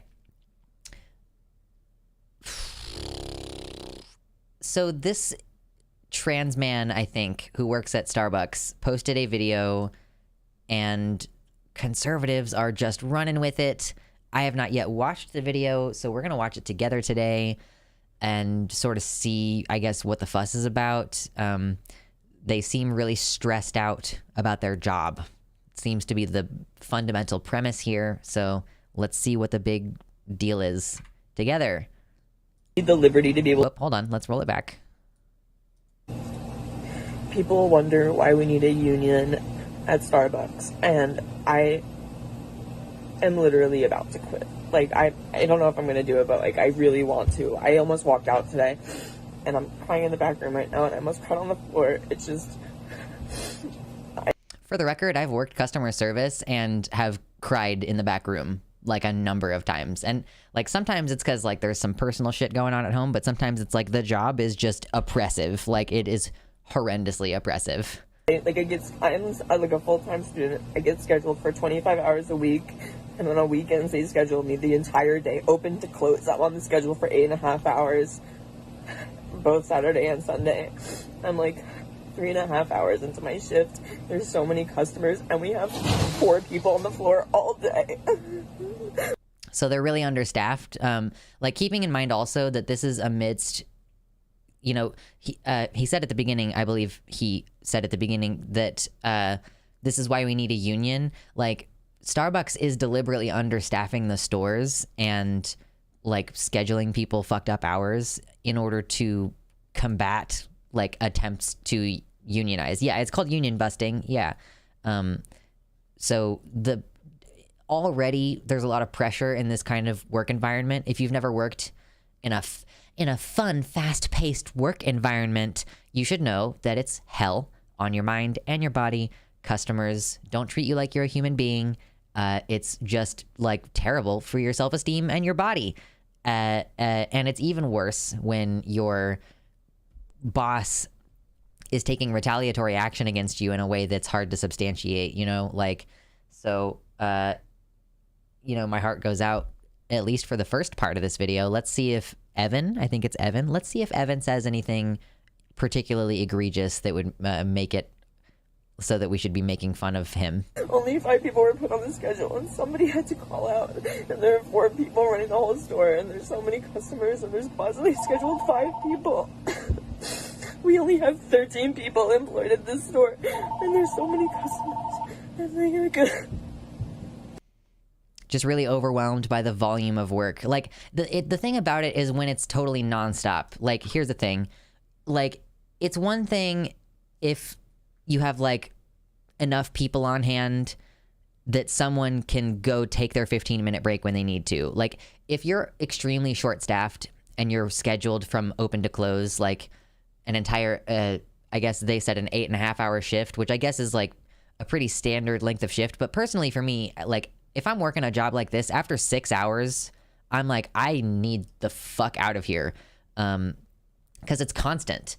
When you're understaffed this way, it's like person after person after person, and they all have, like, you know, specific things that they want, and they want, like, customizing on their orders. So it's also not like you're just, you know, making the same thing over and over again. You're, like, having to memorize a lot of stuff, and your short-term memory kind of gets, like, overloaded a little bit by all the stuff that's going on. And, like, also the customers, like, being kind of shitty because, like, they haven't had their coffee yet. They're coming to you to get the coffee, right? All those memes and, like, the little coffee mugs that say, like, don't talk to me until I've had my coffee. You know, that's the people that are coming to the Starbucks in order to attain the coffee to make them functional. It is... Yeah, and this person's a full-time student. Like, it's not just the pressure of the job. It's also that he has other stuff going on in his life. Like, it's basically like having 2 jobs at the same time, and that is hard to maintain, particularly a job like this. Fun, fast-paced environment with only 4 partners on staff at that day. That's like all 4 people are working constantly for 8.5 hours, no lunch breaks, no potty breaks. Yeah, it's not cute. All right, let's continue watching this. We don't have fair scheduling. Managers don't care about us. Our manager was supposed to come in this weekend, and he took himself off the schedule, so he wouldn't be able to be held accountable for calling out. He just literally tore down the schedule that he was scheduled on and put up a new schedule where he wasn't on the schedule. Also, he couldn't have even seen that he was scheduled in the first place because he didn't want to be held accountable for not wanting to come in. Oh, that's great too. Yeah, when you're the manager, the one who's supposed to come in when someone calls out sick just is like, I'm not coming in. Like, they had 5 people scheduled on this day that this shift is occurring, and only 4 people came in because someone called out sick. And it's the manager's job to come in when someone calls out sick, but they just don't feel like doing it, so they don't. They don't want to help us. We need a union because this can't happen. This can't happen. We need fair scheduling. We need managers to hold themselves accountable for helping their workers. They refuse to turn mobile orders on. We need the liberty to be able to do that because there's so many mobile orders and I need to get through all of them. And then The mobile orders. Okay, I was having a hard time understanding what he said. There's so many mobile orders. It's not even just the people coming into the store. It's that they have to be also constantly making to-go orders for people to pick up, like, off the counter from... They just come in and get their shit and leave. Like, it's never just what you think it is, you know? And we're also probably not talking about, like, a drive-through kiosk, you know, where, like, you probably can only fit 2 people in the little coffee drive-through. Like, I don't know if you all have ever driven through one of those. It's like a dedicated little coffee thing. But, like, there's probably, you know, this is probably, like, a full-size store with... You need people out there changing the trash cans, like, because there's, like, seating for the people to be in the store. And, like, potentially you have merchandise that you should also be paying attention to make sure that it doesn't get stolen. Because, you know, the Starbucks always has nice little trinkets. You know, I like looking at the little espresso cups. They're cute. people are yelling at me because I don't have their orders ready and they don't know what to do. Hold on. I need the liberty to be able to do that because there's so many mobile orders and I need to get through all of them, and then people are yelling at me because I don't have their orders ready and they don't know what to do. I can't do it. People are yelling at the employees for not having their mobile orders ready when they show up, even though they're severely understaffed. Yeah, it can easily triple the workload to have the mobile orders. Like, it's not the same as in the store where, yeah, you might be getting slammed, but literally the line can only move so fast, and you're getting, like, you're taking one order at a time, right? Even as much as that sucks, it's got to be so much worse if you're not only doing that, but also have mobile orders which don't come in with any kind of, like, spacing or, like, any like accounting for the fact that there are hundreds of other orders going out at a given time in a given city or whatever, to the many different Starbucks locations, I'm sure. So yeah, who knows how much that increases their workload at certain times of the day, or it's probably just constant throughout the day. Yeah, it's insane. And a customer was misgendering me today, like, really badly. I didn't have their order ready. And so they were just, like, talking like each other. And they're like, she's clearly incompetent. I have a full mustache and beard. Like, someone aggressively misgendering you on top of everything. Like, there is a reason why trans people, like, don't have great employment prospects. And it's because people are just straight up abusive to us in very specific ways. Like, so it's like not only everything that we've already discussed, where customers are being rude to you just in general, customers are mad because you don't have their order ready, you are working under constant pressure because you're understaffed. And, like, keep in mind also that these coworkers probably care about each other. So if somebody does need 15 minutes because they're going to go cry in the back, then the other employees are going to let them do that too. Like, they don't have anyone else to rely on. Like, they just don't have anyone else to rely on. And on top of everything else, people being deliberately cruel to you about your trans status. Like, it is really hard when you're like, I have a mustache and beard and I have short hair and, like, clearly presenting as male here, and this person is aggressively misgendering and calling me incompetent in the process of it. Like, as many hurtful things as possible, basically. I hated having to field questions about my gender when I worked at the fucking, like, I worked at gas stations primarily. That was my retail experience. I did not work food service or Starbucks. Would never. I imagine it's significantly worse than even how terrible the retail that I did was. But yeah, like, people, like, the reason why my response now when people say, can I ask you a question? I say no, is because I got tired of dealing with that in the retail environment where people would be like, can I just ask you a question? And then they would fucking try to talk to me about how, like, they them pronouns aren't grammatically correct or whatever because I was wearing a they them pronoun pin. Like, it's so exhausting and irritating, and no one wants to deal with that. Like, really, nobody wants to deal with that on top of everything else. But you're kind of just expected to, and you're considered like a pussy bitch if you're not okay with just being abused all day. It's I think that's the crux of the issue, is people think this person's being a weak little bitch, and, like, compounding on that he's a trans man, there's definitely an angle to this where people are like, you special snowflake little girl, you know, like there is kind of a little bit of that tinge to it as far as I can tell. What the fuck? I don't get accommodations for being neurodivergent. I don't. So they said they're neurodivergent and they don't get accommodations for that, which could mean anything. You know, he's not required to tell us what those specific issues are. It's good enough to know that, like, and this is why autistic people are severely underemployed. Like, these factors tend to stack on each other a little bit. It's crazy how that works. But because accommodations won't be made.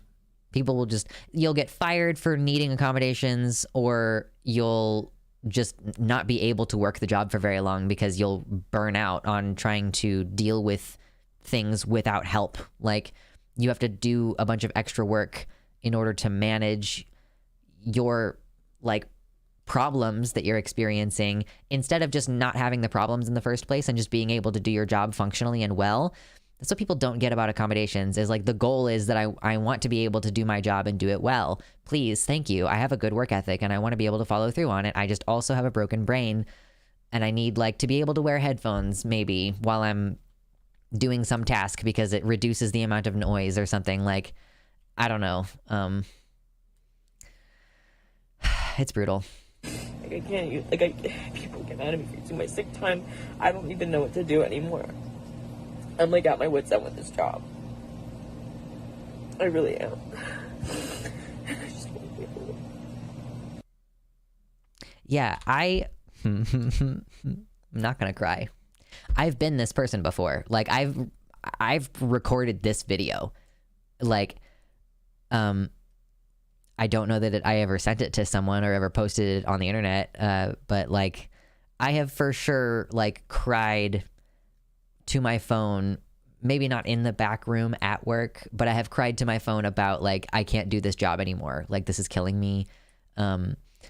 It's awful to see this. And it's even worse to see that people are, like, ripping into this person, going like, trans barrister, which, by the way, a barrister is a lawyer. Trans barista has meltdown because 8 hours is too long to work in a day. 8 hours at Starbucks is too long to work. You should probably work, like, maybe 4-hour shifts at Starbucks and then be able to go home, because that would be like a commensurate amount of labor for your well-being, right? Yeah, Fox News got in on this, and I guess this is actually probably the best way to see this. This person was crying into their phone about the work conditions being, for them, unlivable, basically. And then Fox News picked it up and said, like, oh, this poor worker is distraught over an 8-hour workday. Says this guy who, like, people in the comments were like, this dude has never worked a day in his life, actually. Where are some of the screenshots? Maybe we'll be able to find some of them. Yeah, person who has never done manual labor in their life, shocked that someone working with superheated hydraulics 8 hours a day to pay for college is exhausted. Thought I would do some due diligence, and to no one's surprise, not a single minute of manual labor. After his graduation, Waters began work as a production assistant at Fox News. So, like, I guess assuming that he didn't have any jobs in high school or during college, like, it does kind of seem like he just went straight into working in journalism, which means that he's never had a real job. But yeah, like, all they did was complain about having a rough day, and the largest cable news network is attacking him. And I'm sure there's going to be misgendering and shit that goes into it as well. Like, I don't actually know how they handled the segment. I wanted to find the segment, but I couldn't find it online. Like, I didn't know if there was one. I didn't know if there was a section for it. Let's see. Oh, yeah, I opened this because I wanted to look at this. This is how the right actually feels about the working class people. They can't wait to make fun of you for having the audacity to value your mental health while working during a recession and making less than you deserve. They wouldn't have made this a story, 1, if you weren't trans, 2, if you weren't a college student, And 3, if it weren't a Starbucks. They use their anti-wokeness and turn it into anti-worker propaganda. This is 100% the Starbucks unions popping up. Like, they need to make fun of Starbucks workers as whiny and entitled in order to push back further against workers' rights. Yeah, always keep that in mind, that like this person started off his video, saying that we need a union because these working conditions are unlivable. Like, that's where he started with this. So obviously you can't look at this situation as existing in isolation from the fact that people are trying to unionize. They're for sure like scheduling worse hours and making things harder for people. It's been very clear across the country. You can maybe excuse like one manager at one store like fucking up the schedule a bunch and like making life unlivable for people, but like it kind of seems like the instructions are coming from further up the chain here. As a former Starbucks barista, you have to stand for 8 hours. There are no chairs behind the bar. You get 1 free drink per shift, and water depends on location. Like, whether you get water or not depends on which store you're working at. And there is no standard for breaks, as each manager does it as they please. It's not a heart surgeon job, but it is not easy. That's, yeah, like not being able to sit thing. Like, here we go. Here's why disability is not accommodated. Like, that's a compounding factor for why people can't work jobs like these, is because you or have people have difficulty or become injured and disabled working jobs like these, is because you need to sit down. Actually, like, you can't be on your feet like running around constantly for 8 hours. It's not good for you. People who do at most 3 hours of actual work in their cushioned offices, making fun of a uni student that also has to work nonstop on their feet for 8 hours. True. 8 hours of dealing with the ungrateful public is different than 8 hours in a TV studio. Yeah, I think someone said, like, doesn't this guy only work like 8 hours a week? Like, yeah, don't these guys work like 8 hours a week and get paid millions? Their jobs are to talk to their friends on air and be protected by their status. They're the equivalent of a lazy reaction video on YouTube, though I think most YouTubers put in more work than these hacks bullying teens. Yeah, and notice how nobody in this thread is saying, au contraire, my 8-hour shift at Starbucks is a breeze. A lot of y'all realistically could not handle interacting with hundreds of people each day the way service workers do. It's exhausting and takes a toll on your body. Even ignoring the clear as shit misrepresentation of burnout. Literally, yes, having to sell most of your waking hours of a vast majority of your life into control and exploitation of someone richer just to mostly achieve a mediocre or worse level of survival is hell. True. Fuck you, shoe on head. This is why everyone hates the older generation. Y'all will say you want the best for our generation, and then when we want it better, y'all whine and say how you had it worse. Oh, man. So it's anti-worker fundamentally. There's definitely some elements of this that are probably anti-trans. I wish that I had seen the video. They mostly gendered him right. Well, that's good. I didn't see the segment because I don't watch Fox News when it actually happens. I have to catch it when they upload. But literally none of like the articles about this had anything more than this screenshot, like, of this tweet that we're looking at over here. That's all they had. So it would be great to, I hope that Evan gets some follow-ups. Like, frankly, I need to get a manager so that I can be like, I need to get my people to get into contact with their people. Because what if we got to talk to Evan about the workers' rights, you know? That would be something. Oh, Baphomet, we were just talking about the trans barista.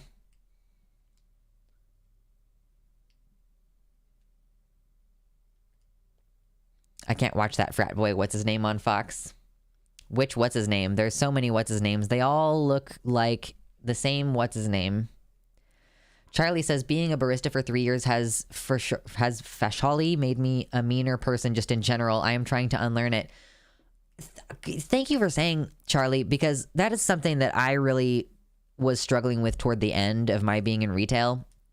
I had been doing that for like 6 years by the end, and when I got that last year or so, like, I was starting to have panic attacks at work. And actually, in retrospect, I'm wondering if those were like autism panic attacks and not like, because I don't know what they were about. I don't know what they were about except potentially just being overwhelmed at work. Oh my God, what was I in the middle of saying? Oh yeah, being a mean person. Like, I was losing my patience with people for sure. And because I'm autistic, I kind of have a tendency to just be really direct about things. So if I'm annoyed, I might just be really direct with you about something in a way that comes across really, something that comes across really badly to people, I guess. So, you know, I don't like that I was becoming that person, and I'm glad that I am not still in that environment, because it really did make me hate people. And I don't want to hate people. I want to love people. I want to like people. So I do deal with a lot of people that I don't like on the internet, but it is certainly much better than the way that I was being treated at that job.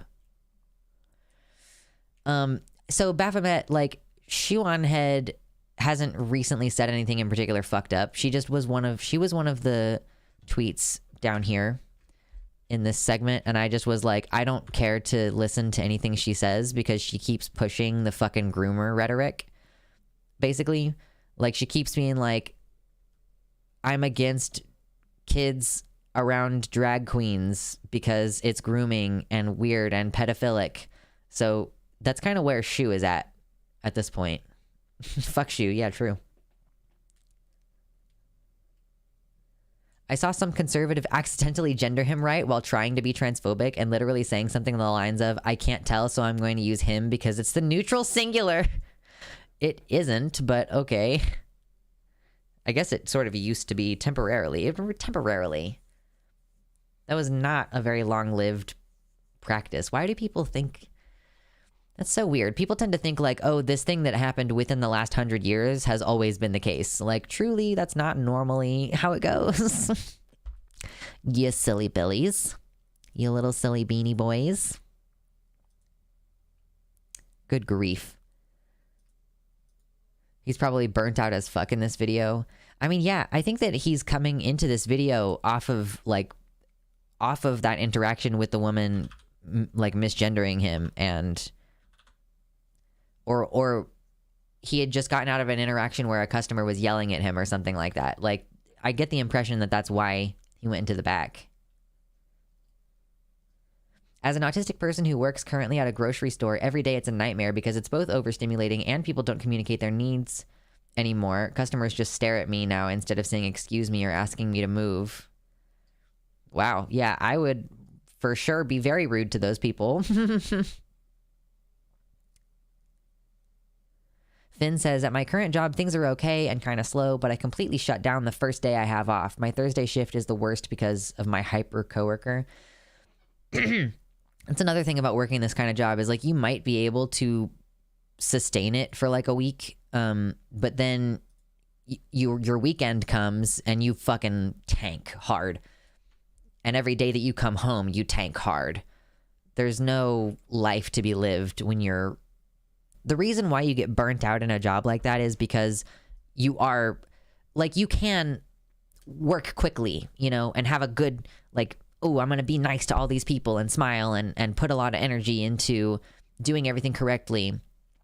But if you're running at like 110% capacity for that job and you're doing that for 8 hours straight, you deplete your energy.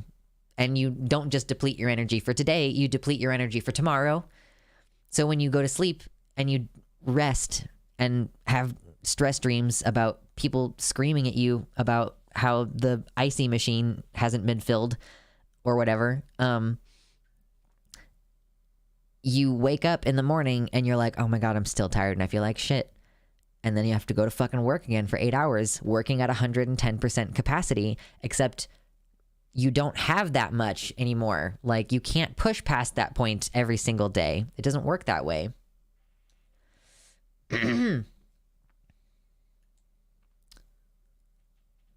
Rant time. Use of masculine gendering as neutral is also a form of linguistic misogyny, as it is based on the perspective that the masculine perspective is the default one. I agree, she who knows no name. Yeah. I don't even think it was standard for... I mean, I guess it was... like singular they. Well, once singular they became a thing, like I don't think that he was considered the neutral anymore, and it sort of came back into style more recently. Just crushing the workers, hell yes. Cons can't wrap their head around trans men yet. It's true.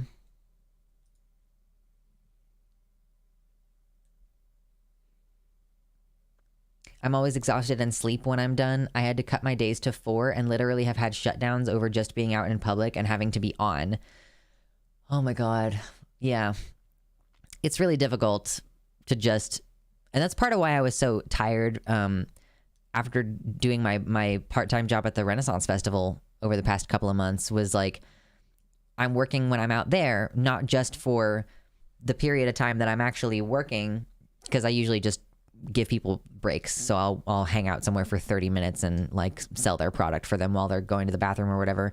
I do kind of just walk around the rest of the time, but I'm still on. Like I am someone who people just randomly walk up to me and ask me for directions, and I know where everything is. So I'm kind of in customer service mode the entire day. And that is tiring. And that's why the streams were a lot slower for a couple months there. And I'm hoping to continue increasing the pace of things actually here on the stream. That's my goal over the winter, is to do longer streams, potentially do more fun stuff, try to invest a lot of time into this, and into the Discord as well. If you are not a member of the Discord already, I'd like us to, start doing more stuff in there. We have conversations in there that are very nice. We share memes and pictures and stuff, but I would really like to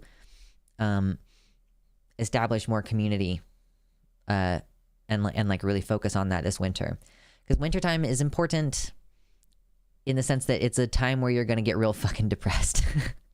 So making a point to keep well over the winter for sure.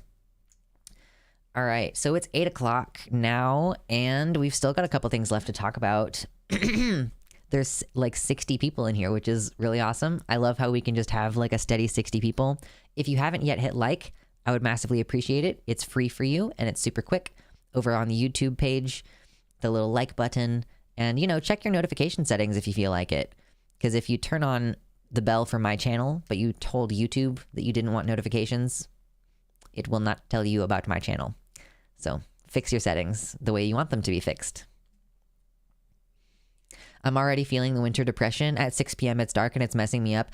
That is weirding me out. Like basically like I sit down to stream or whatever and I'm like, oh my God, is it really dark outside already? Like it certainly doesn't make me feel like, yes, time to do a thing. I'm like, oh boy, is it time to wind down? I don't have that so bad actually. The like diurnal, as soon as things are dark, you start to get really fucking tired. Okay, I'm gonna get my next articles queued up here. Drink some water.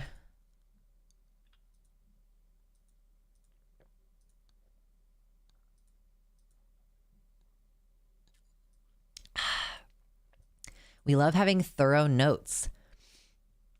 Does this format like work for people? Like I kind of am like, here's the main story, let's read it together.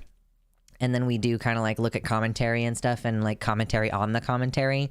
Because that's ultimately what I feel like I can contribute most of the time is I usually observe multiple responses to a thing. And then I'm like, okay, I'm going to comment on this whole issue. And like, that's kind of how I form my opinion, is by seeing people deal with the issues in conversation after.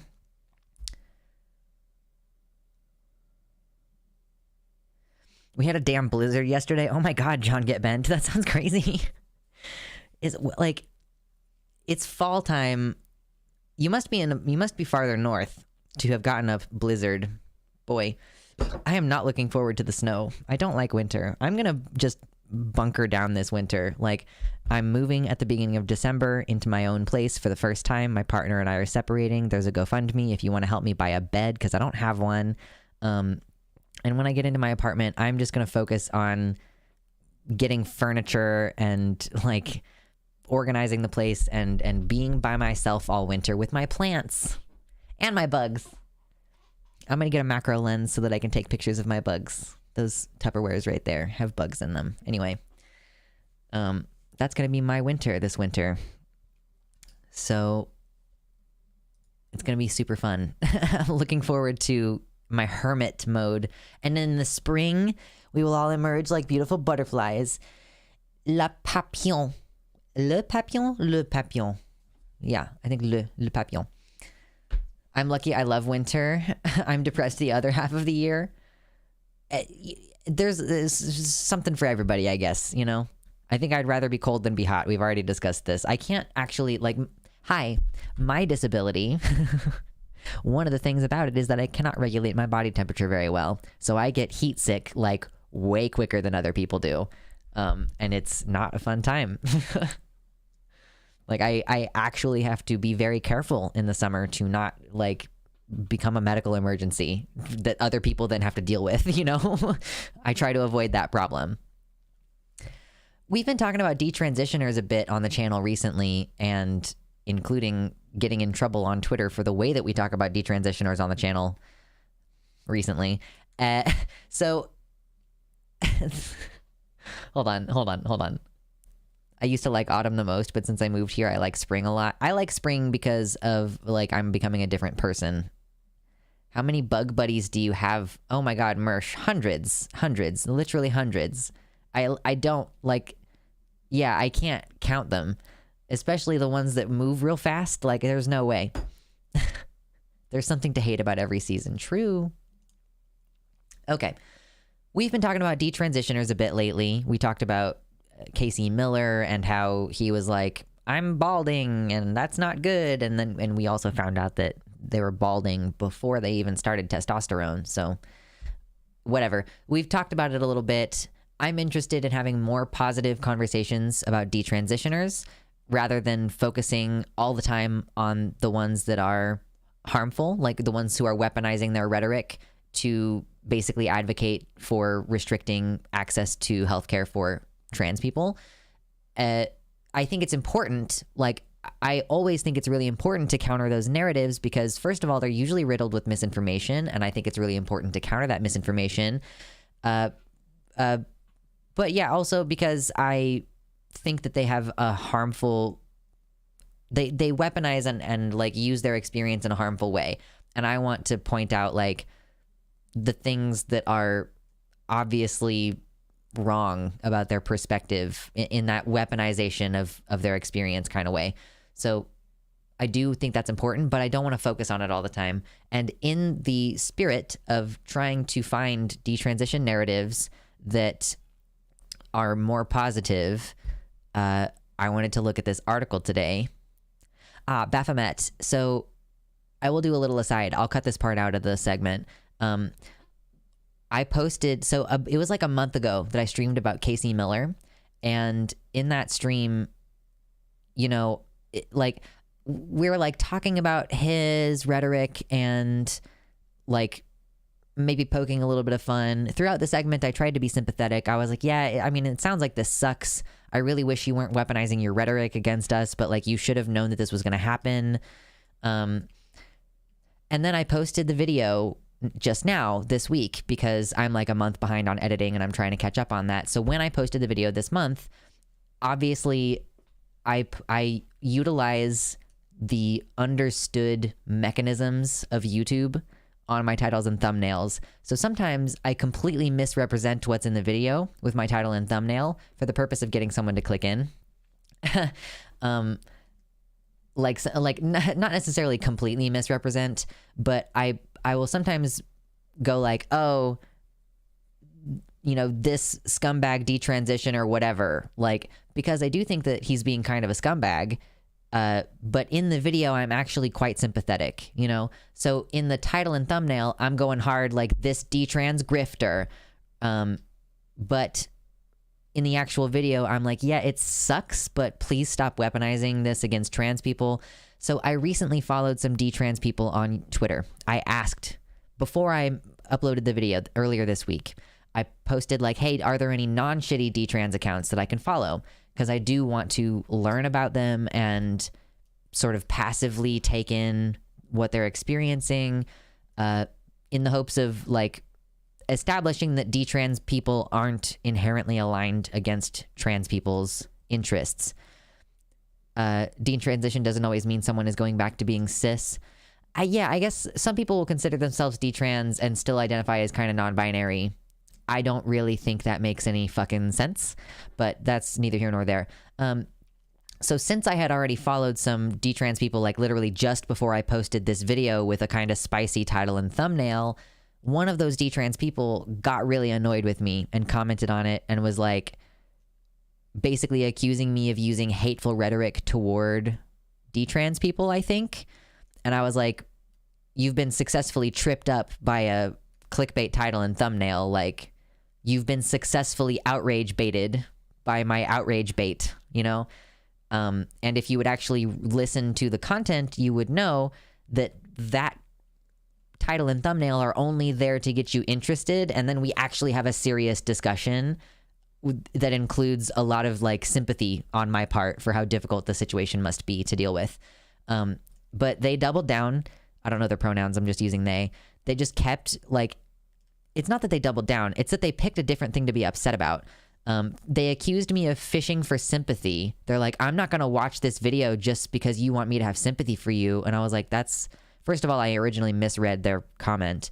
But I was like, I hate when people do that shit, when they're like, I am accusing you of wanting my sympathy or like trying to emotionally manipulate me. I'm like, I don't want your fucking sympathy. I want you to shut the fuck up and leave me alone. You know, like I want you to acknowledge that you're wrong and leave me alone. Like you are saying I'm using hateful rhetoric. Well, actually, I'm not using hateful rhetoric. I am like exploiting the idea of hateful rhetoric to trick people into watching the content that's actually going to be serious and address the issue meaningfully. And then I think then they switched to, this is on Twitter. Like someone who I just became mutuals with on Twitter, literally this week. Like we just established like a potential connection, and they were like, you're using hateful rhetoric. And then when I established like I am not hateful in the video, you've been successfully outrage baited by a clickbait title and thumbnail. Then they switched what they were upset about. Then they switched to saying, oh, I'm now annoyed that you're platforming Casey Miller's transphobic rhetoric. I'm like, okay, I don't have respect for somebody who is going to accuse me of platforming an idea that I'm debunking. Like, how the fuck are we supposed to deal with misinformation if we can't talk about the misinformation? That shit pisses me off so much. So, yes, that's why I got in trouble for posting the content about Casey Miller, was that originally it's because I was being mean to a detrans person, and then it was because I was platforming a toxic detrans person. And like, she was also like, oh, did you just add some detrans people this week so that you could make content like this in quote good faith? And I'm like, well, the timeline is that I did this stream a month ago, and then I'm really behind on editing. So I was going to post this segment and it just is really late. So I just posted it this week. And since I was editing it this week, I was thinking about detrans people, and I was like, maybe I should get some positive detrans people in my timeline. And like this completely smooth-brained person just didn't fucking... It's just, they were mad at me and they decided to continue to find reasons to be mad at me. And this is why we can't have nice things.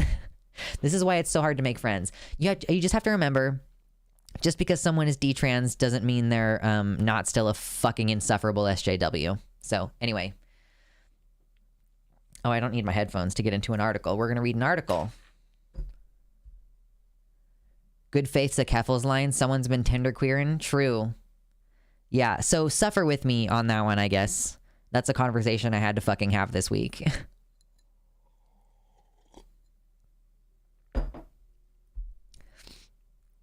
Oh my God. So, there's this article that was written on Slate. It's called "An Ex-Detransitioner Disavows the Anti-Trans Movement She Helped Spark." It's very similar to ex-gay communities, she now says. No one really changes. Though the mainstream press, especially in the UK, but not only there, often presents detransition as a deep, dark secret of the trans community, the issue is actually pretty simple. Excuse me, something like 1 to 3% of people who begin a gender transition ultimately decide that it's not for them, and they backtrack or travel elsewhere across the landscape of gender identity. It's a straightforward question of individual needs and no cause for alarm, at least not in the abstract. However, in some cases, a person who once transitioned will turn against the concept of trans identity itself. These people form activist groups around the idea that gender ideology was the source of their confusion and pain. They call themselves detransitioners, and they advocate for limiting access to medical transition in the name of protecting others from making what they see as their mistakes. Detransitioners consider trans acceptance as being akin to a cult, and as I can attest, as a trans man and journalist who has tweeted critically of them before, they can respond with pronounced hostility toward anyone who questions their beliefs.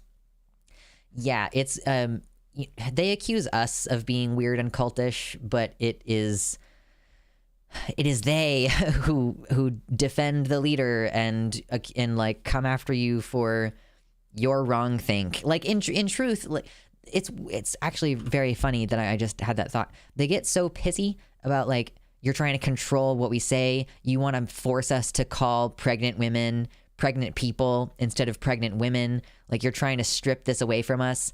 But like usually like when this style is used, people say like pregnant women and people, or like pregnant people, including women. Not trying to strip women of anything, but like in the process of these people freaking out about, you can't call women people who menstruate, like they are themselves imposing like some amount of like wrong think on you, and like you're not allowed to use this language actually, because if you do, then we're going to try to get your funding taken away or whatever. Oh my god. Now some former members of this so-called detransition movement have themselves grown disillusioned with detransition orthodoxy and are starting to speak out. They report that despite their efforts to change, they're still trans. They want people to know that the detransition movement couldn't fix them. Indeed, they never needed fixing in the first place. Kai Shevers is the most prominent of these apostates to date. She started transition to male when she entered college, before later ending her transition. She now again identifies as transmasculine. Think more Elliot Page, less Chaz Bono, and uses she/her pronouns. Interesting. That's interesting. From 2013 to early 2020, Shevers published under the name Crash Chaos Cats, writing and vlogging regularly about her detransition and the beliefs that led her to it. She was interviewed for 2 major articles on detransition, both by a cisgender female, or both of them were written by cisgender female journalists, Rachel Monroe and Katie Herzog. I know Katie Herzog's name. Both pieces tell the story of Shevers identifying as male as she entered college, starting testosterone soon after her mother's death by suicide, going off testosterone while still identifying as genderqueer. They end with her giving up her genderqueer identity and embracing the idea that not only her gender dysphoria, but all gender dysphoria was false and caused by internalized sexism combined with trauma, an idea that she then did advance and proliferate online.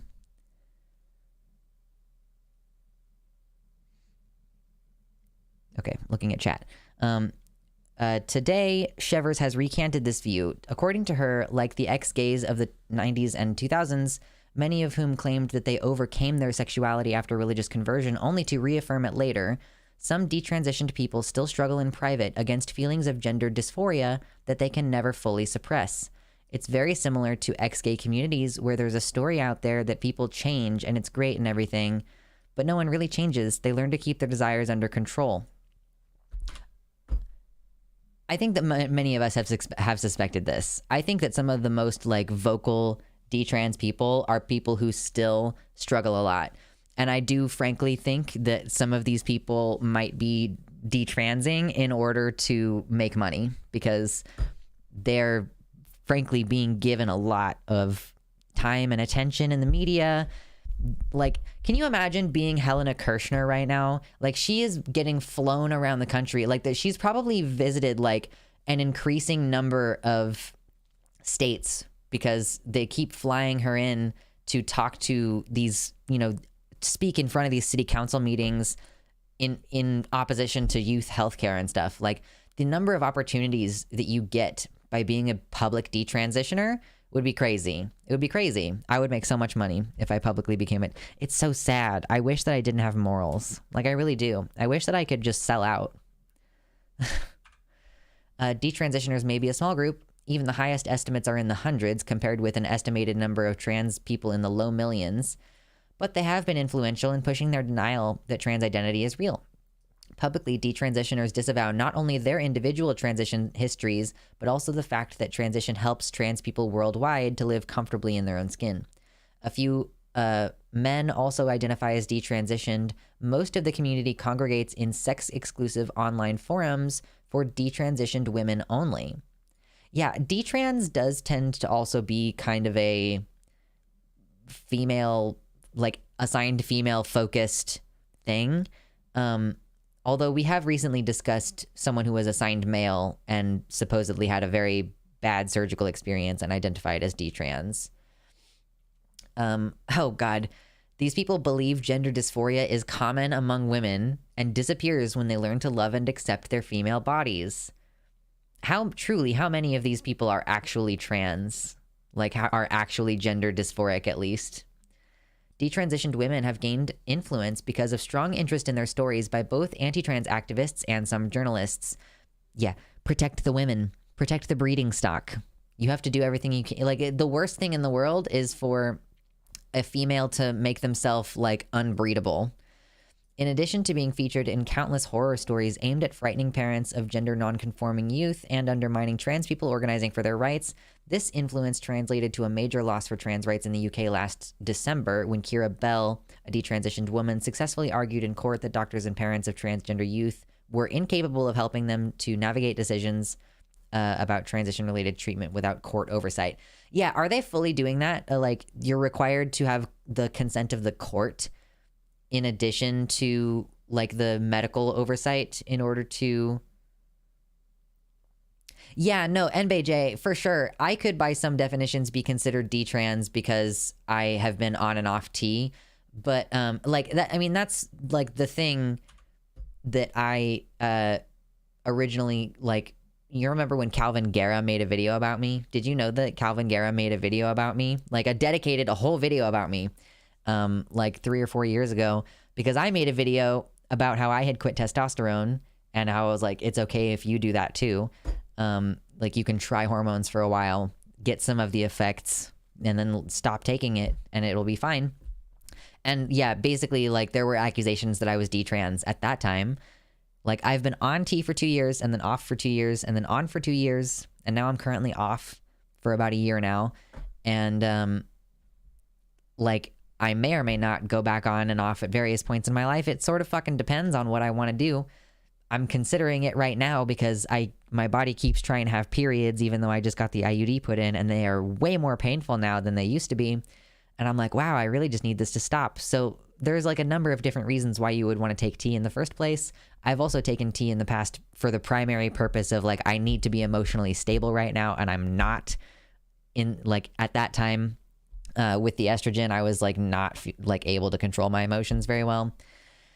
And that's not to say that estrogen it causes that in all people. It's pretty common in trans people that we have emotional dysregulation when the wrong hormones are in our body. I have to balance, like, the fact that my brain works better on testosterone with the fact that I don't necessarily want the masculinizing effects all the time, which is very interesting. Yeah, detransition.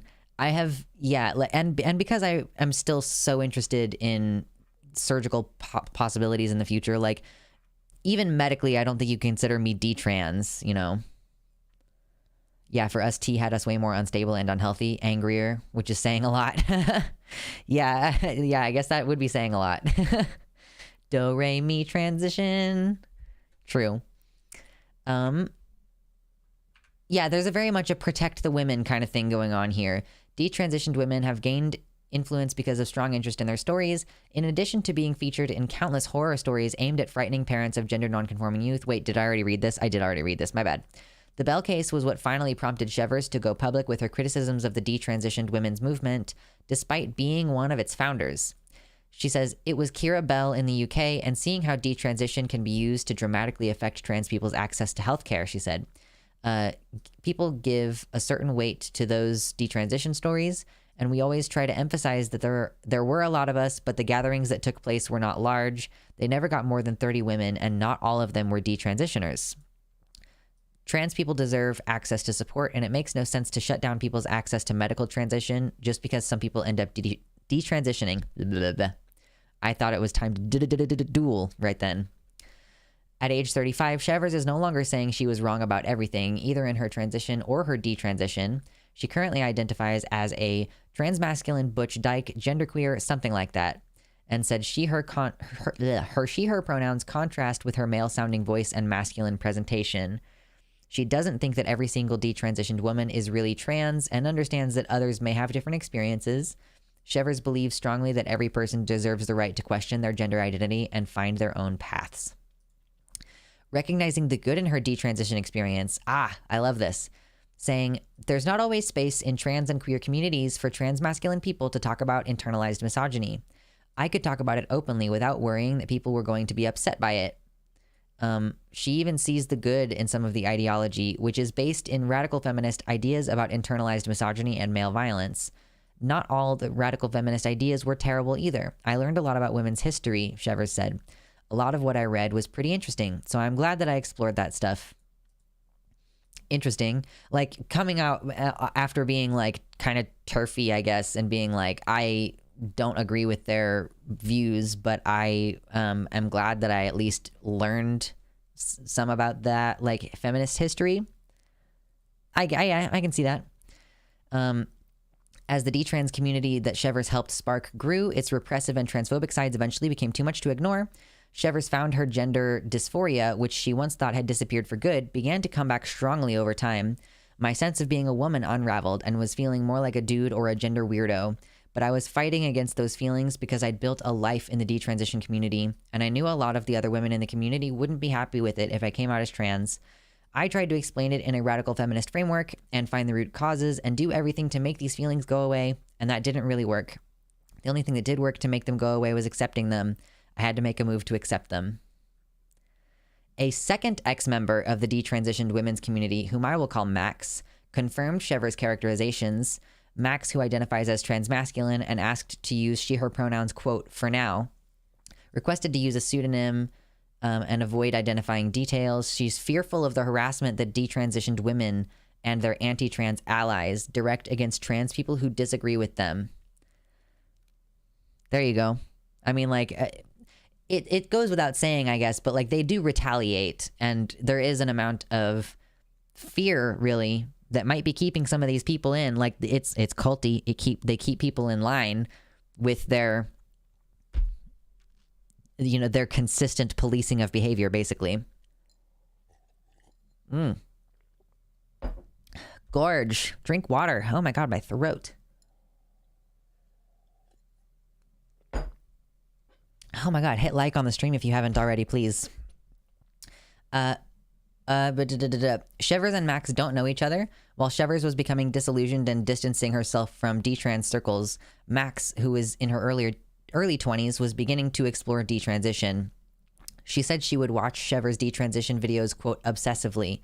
And then later, Max watched the negative response to Shevers leaving the community with discomfort. Unlike Shevers, Max was never a prominent detransitioner, although for a time her social media accounts attracted a following from detransitioners and anti-trans activists. Like Shevers, Max feels some insights gleaned from her time in the detransitioned women's community were worthwhile. Excuse me. Particularly about the misogyny in the transmasculine community and learning to grapple with the feeling that there was no place to freely express doubts, fears, or regrets as a trans person. I just have to say that maybe it's just because of the particular groups that I'm in, because I am in non-binary specific groups, or at least non-binary open groups for the most part, like non-binary accepting groups, like on Facebook. So if I'm like in one of my non-binary top surgery groups or something like that, there are constantly conversations where people are like, did you feel hesitation or doubt, or like, did you regret after your surgery was over that you had your breasts removed? Like, Some people are like, I kind of like my breasts, like, but they make my life really hard. And like, I don't know that I won't regret this if I do this. Like, we have these conversations internally. I don't know where these people hang out that they don't get to have these kind of conversations. But, yeah. Oh my God, my eyeballs. Oh, the photography lights. I'm going to get a ring light when I move, I think. Oh God, where am I?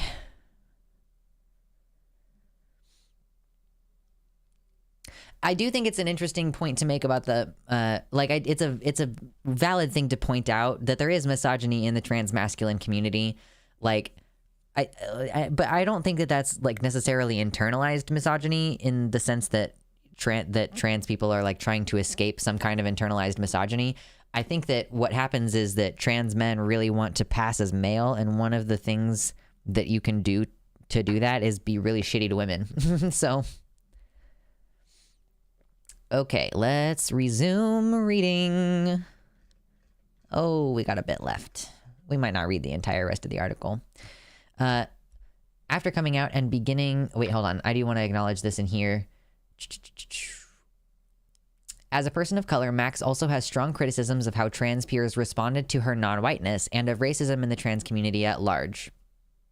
Understandable concerns. Whiteness does tend to be kind of dominant within the queer culture, just as it is within the mainstream culture. After coming out and beginning medical transition in college, Max had doubts that were exacerbated by complications from her treatment. She began reading and posting in online forums dedicated to detransition and eventually asked her friends and family to return to using she/her pronouns. She still feels that she transitioned much too quickly and thinks poorly of the therapist she saw during her transition. However, it didn't take long before the hateful attitudes towards trans people and widespread pressure not to retransition in the community began to trouble her. She says, I was feeling really confused about my gender and really frustrated about it, and frustrated with having to go on testosterone.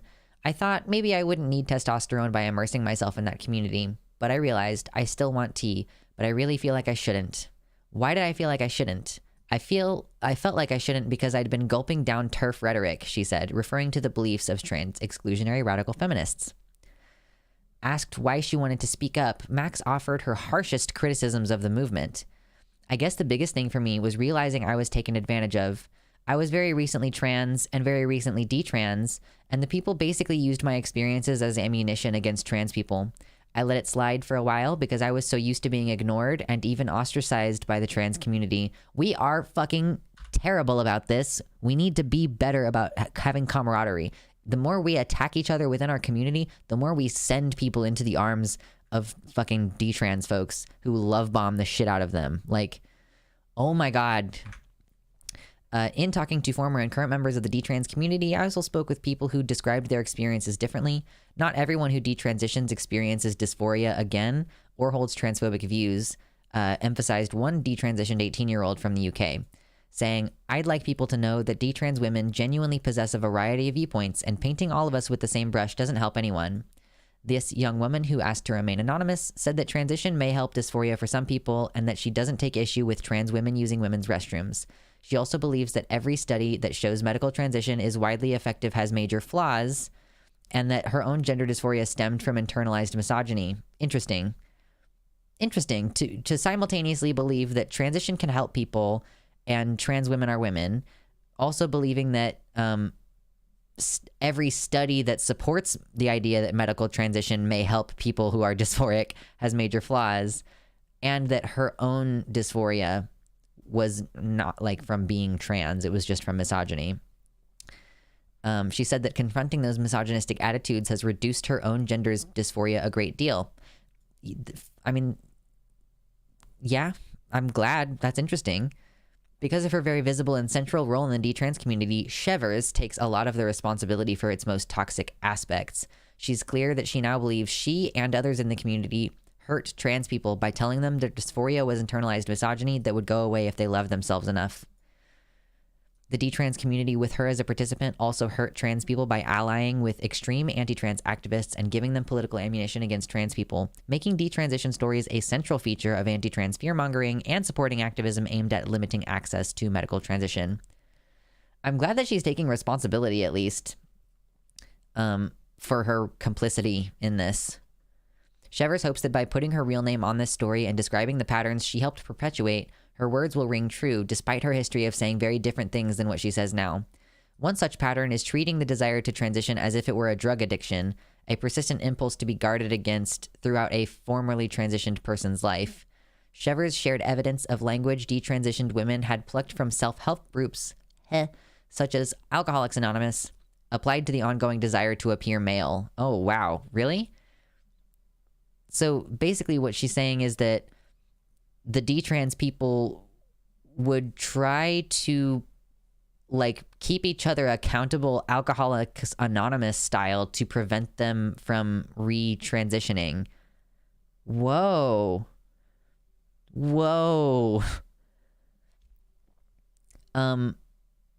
Terms like triggers and phrases like "we commit," which are instantly recognizable to anyone familiar with 12-step programs. Not incidentally, this is exactly how many in the ex-gay movement view persistent romantic desires for members of the opposite sex, or for members of the same sex. Like it's a, wow, that's interesting. Like they just treat it like it's an addiction, basically. That's really fascinating. Contrary to these methods, the goal of transition is not to temporarily stave off gender dysphoria, treating it as a lifelong struggle against triggers, but instead to drastically reduce or eliminate such feelings permanently. Numerous studies representing an overwhelming medical consensus support this approach. Wait, what? The goal of transition is to just solve the problem, and all of the medical advice supports it. Thousands of trans people, including this reporter, can testify to the relief transition provides. Regret is rare, far rarer than the regret rates of other comparable treatments. This does not mean transition works for every single patient. No treatment can claim 100% success, and people with doubts and regrets about transition are real and deserve safe, affirming spaces to discuss these feelings. It does mean that transition is an effective treatment for gender dysphoria. In fact, transition, and not any amount of radical feminist ideology, self-help, or anti-trans paternalism, is the only effective treatment for gender dysphoria that currently exists. The ex-gay movement is much diminished, though far from gone these days, after many of its leaders have publicly come out as gay and admitted that, as hard as they prayed, the gayness never truly went away. Shevers and Max's stories are an early sign that in time, the detransition movement may be destined for the same ignoble fate. I didn't want to just stop there with reading the end of the article, because I also wanted to kind of go into a little bit of this ex-gay thing as well. What's up, Gay Fesh? How's it going? Welcome in. We are still talking about we're reading that article. We just finished reading that article about the detransitioner who was speaking out against the anti-trans movement. So I wanted to explore a little bit this whole ex-gay concept.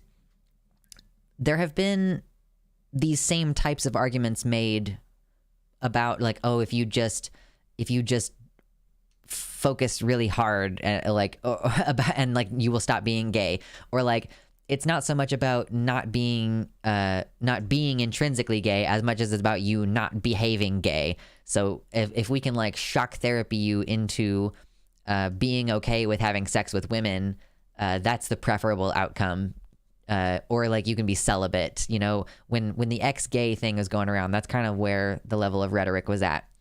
So just so that we can compare and see how this is similar to what we're experiencing today with this detrans movement. Here we go. Victims. You've been lied to.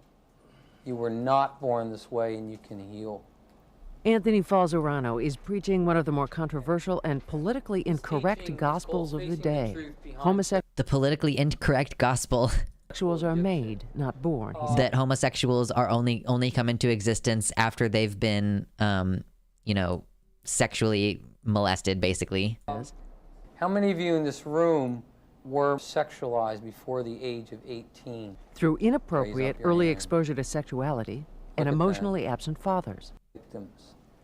So that's like, frankly, like the same shit gets said about trans people where it's like, oh, you're only trans because you didn't have a father figure when you grew up or whatever.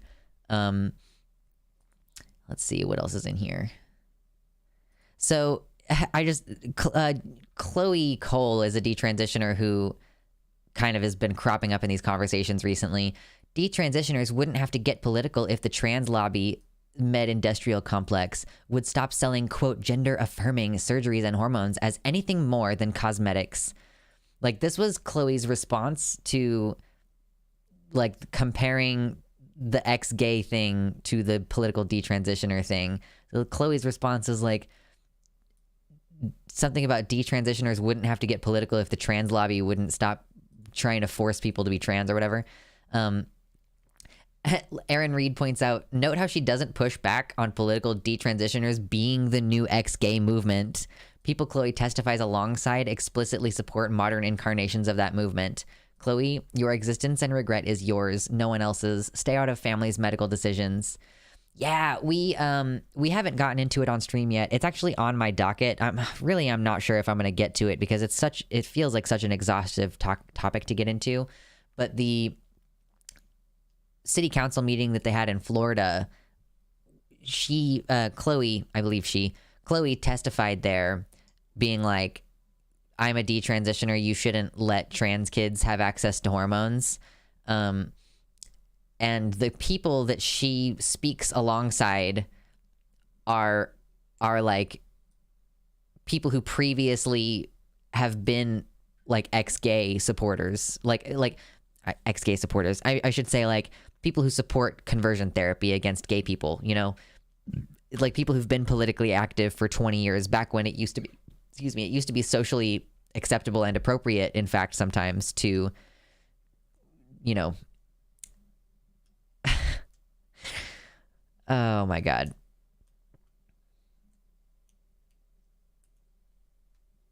It's weird how things continue to change and also stay the same forever, you know?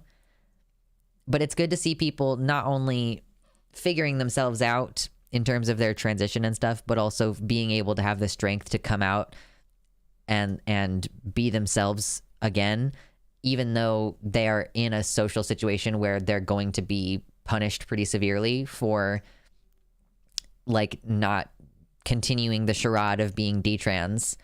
And I think it's sad for their community that they have to police each other so hard in order to be accepted. Like, I think that there are subgroups within the trans community that do that as well, but I think overall we're starting to get a little bit better at it, or at least I hope that we're starting to get a little bit better at it, because I want more comrades than enemies at the end of the day.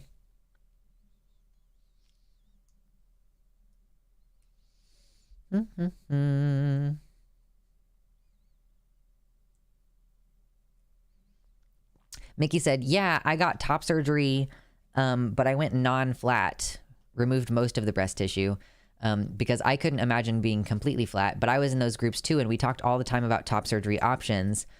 There are people who get gender-affirming top surgery, and it's just a radical reduction. Like, maybe they have, like, really very, very large breasts, and they, like, get them down to, like, a C cup so that they can bind if they want to have the option, but they still have boobs, you know? Like, and those people are welcome in those Facebook groups. They are part of the community, effectively.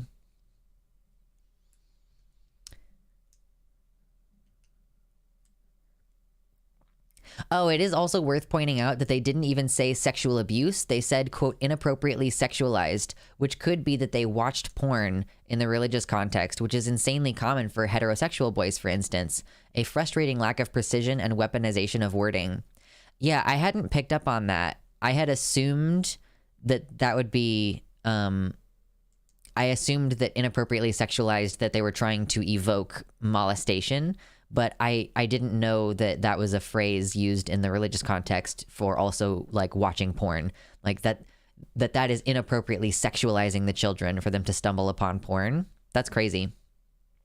Lumiru had breast reduction surgery. Pretty sure they still have boobs, though. Yeah, I think that that's the case. Like, Lumiru is an example of a non-binary person who had a radical reduction and is still trans, like, uses any all pronouns, I think. Like, any all except for she and he.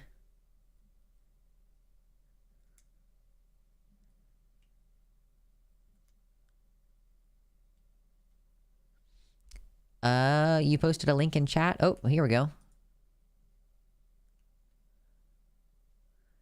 Oh my God, I need to send you this post she made when her ex literally had to convince her that they're doing trans conversion therapy.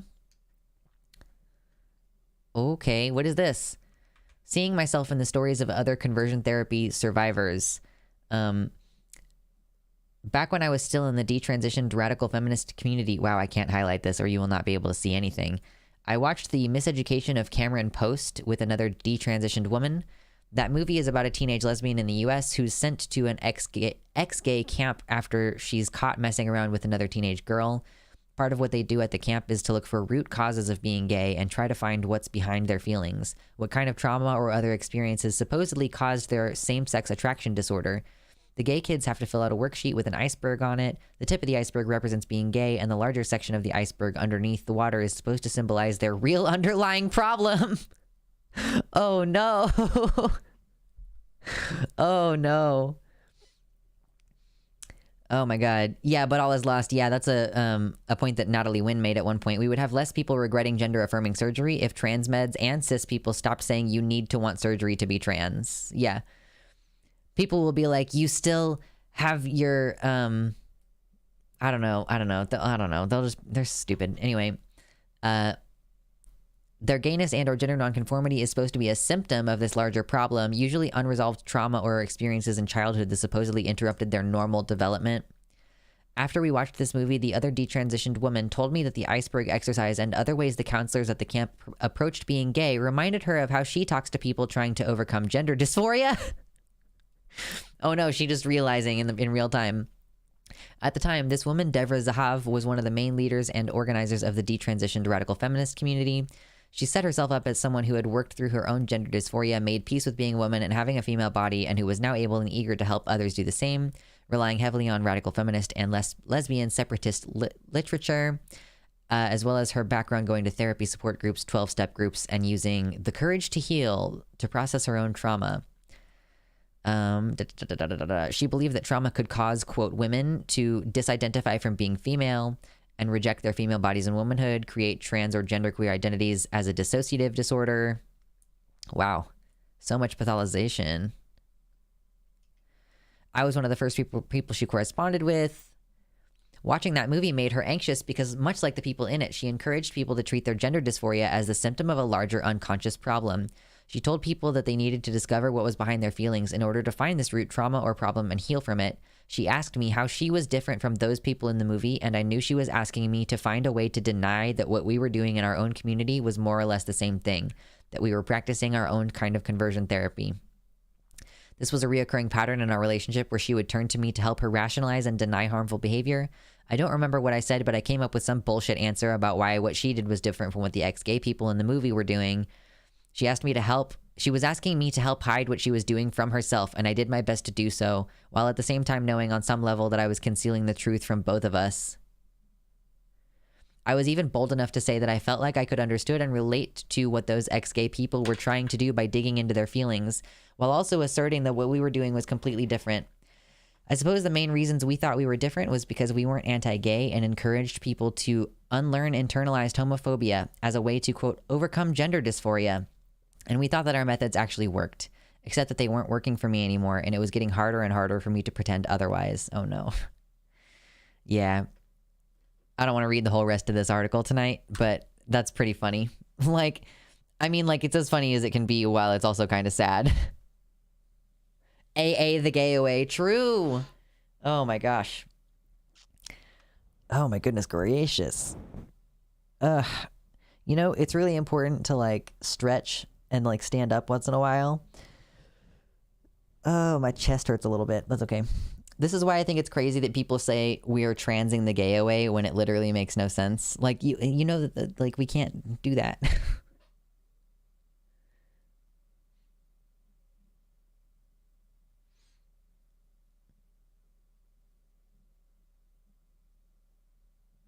Oh yeah, no worries. Sorry, I don't mean that I know it's a phrase used in the religious context. I have just come across people who will over-moralize things and mix up abuse with healthy sexuality that we don't like, or things that are not okay but are nowhere near abuse. Yeah.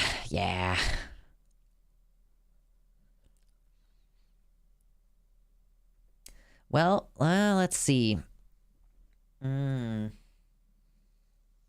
Hypnosis revealed to me that Vanch touched me inappropriately and made me gay.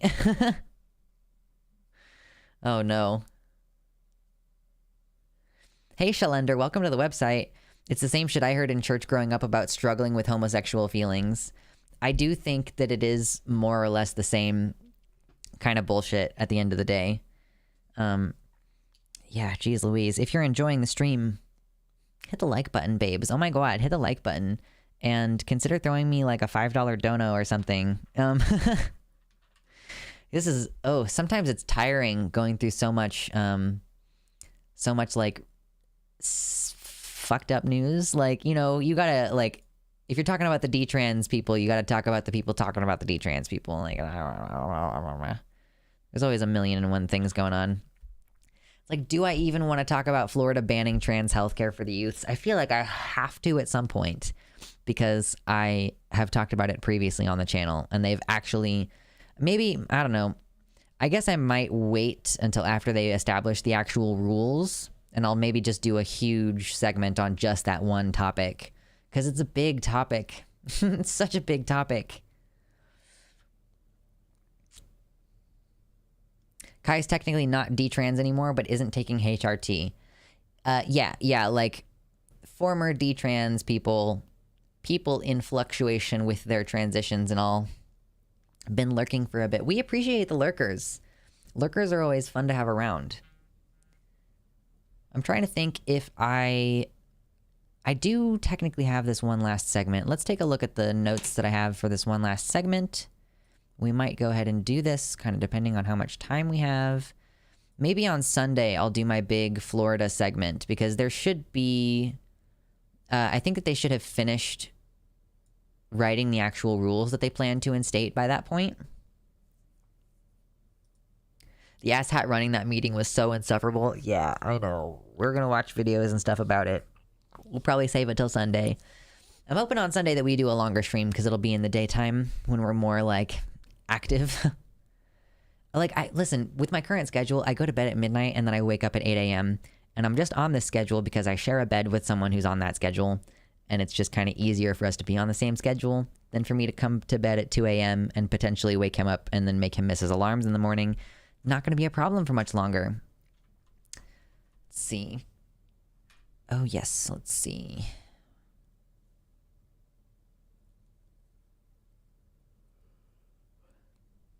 You know what? I don't want to talk about any more serious shit tonight. I'm not done stream quite yet, but I am gonna like just talk about stupid shit that doesn't matter for a minute.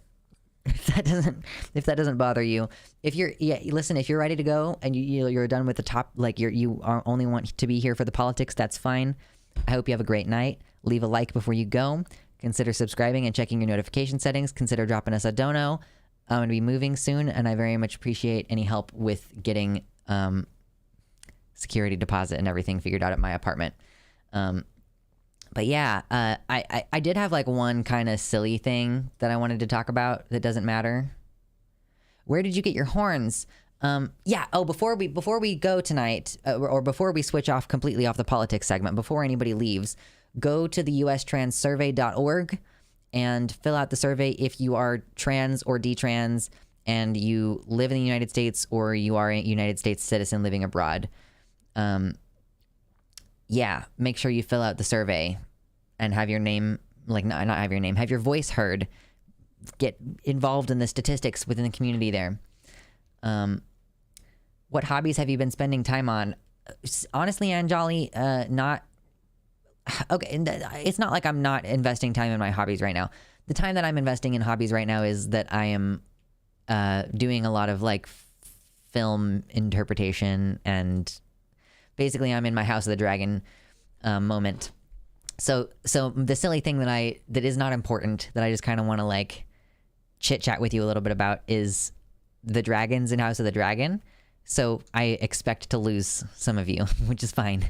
This is not exactly going to have spoilers.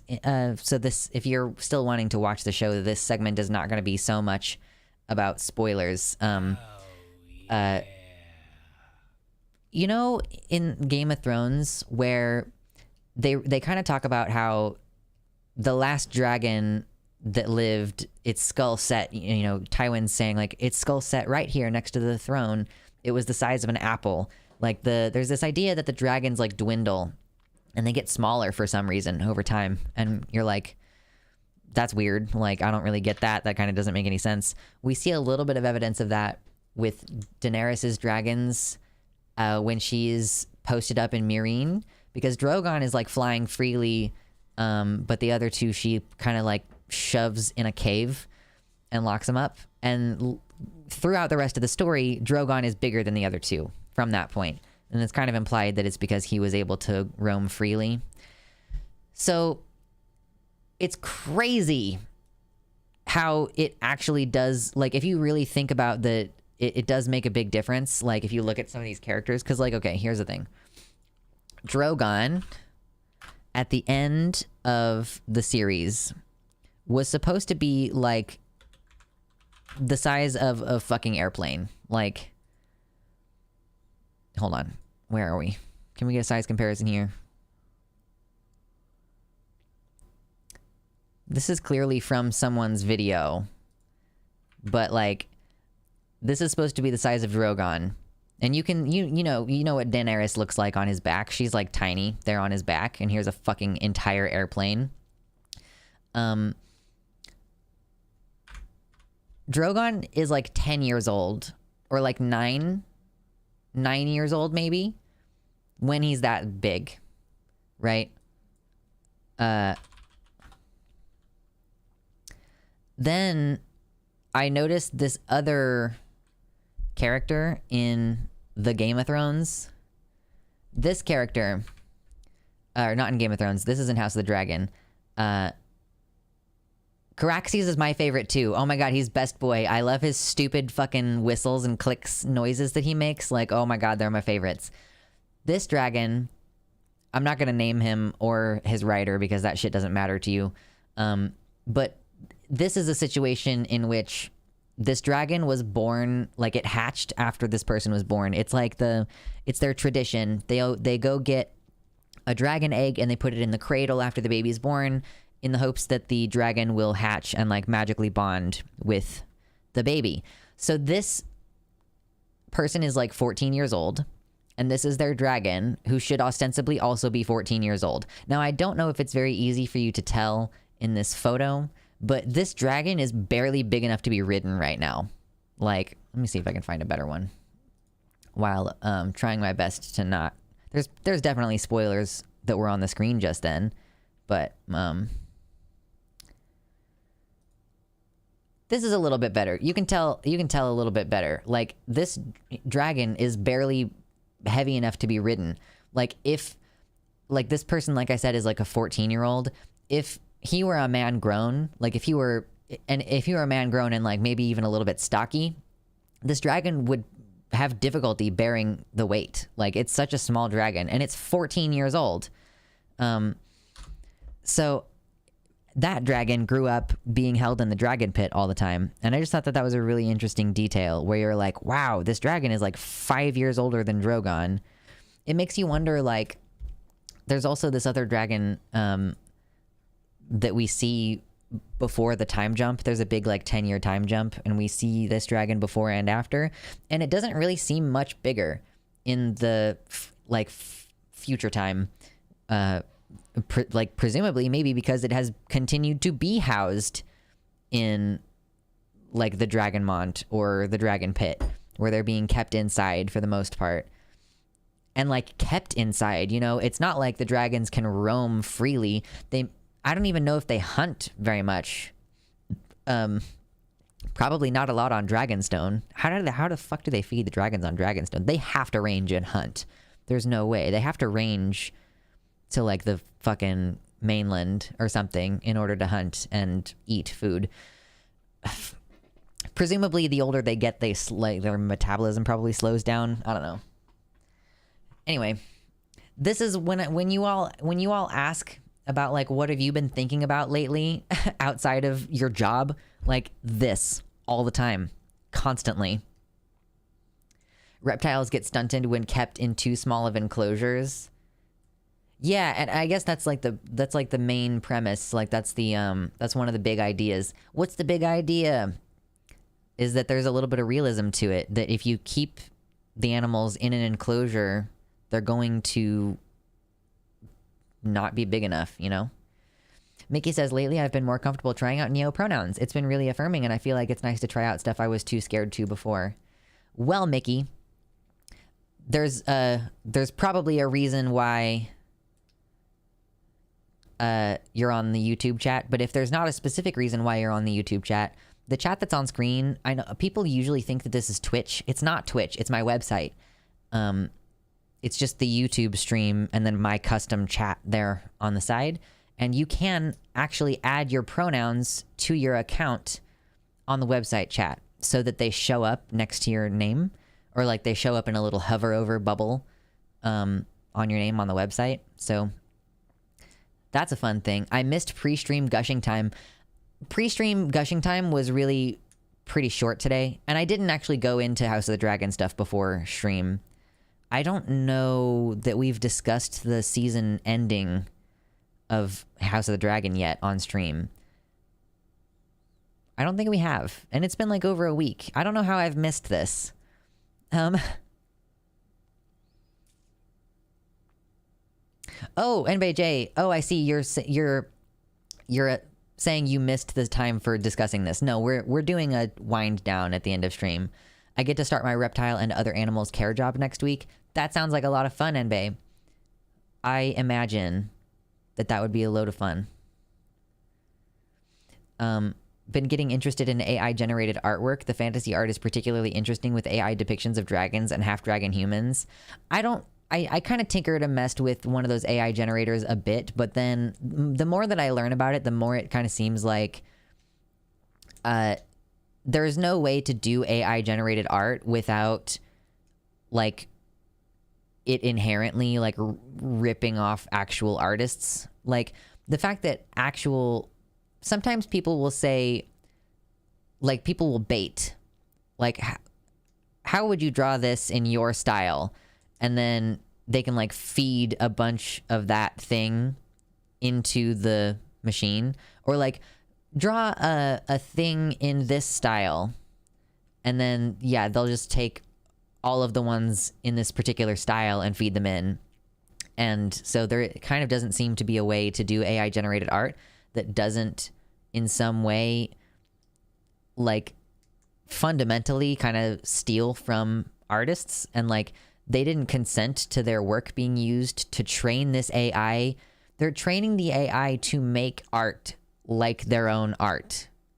You know what I mean? I'm not saying like the artist is training the AI. I mean, people are stealing the artist's art, training the AI with that art so that it can replicate that artist's work. You know what I mean? Like you're basically like training a robot to steal someone's job.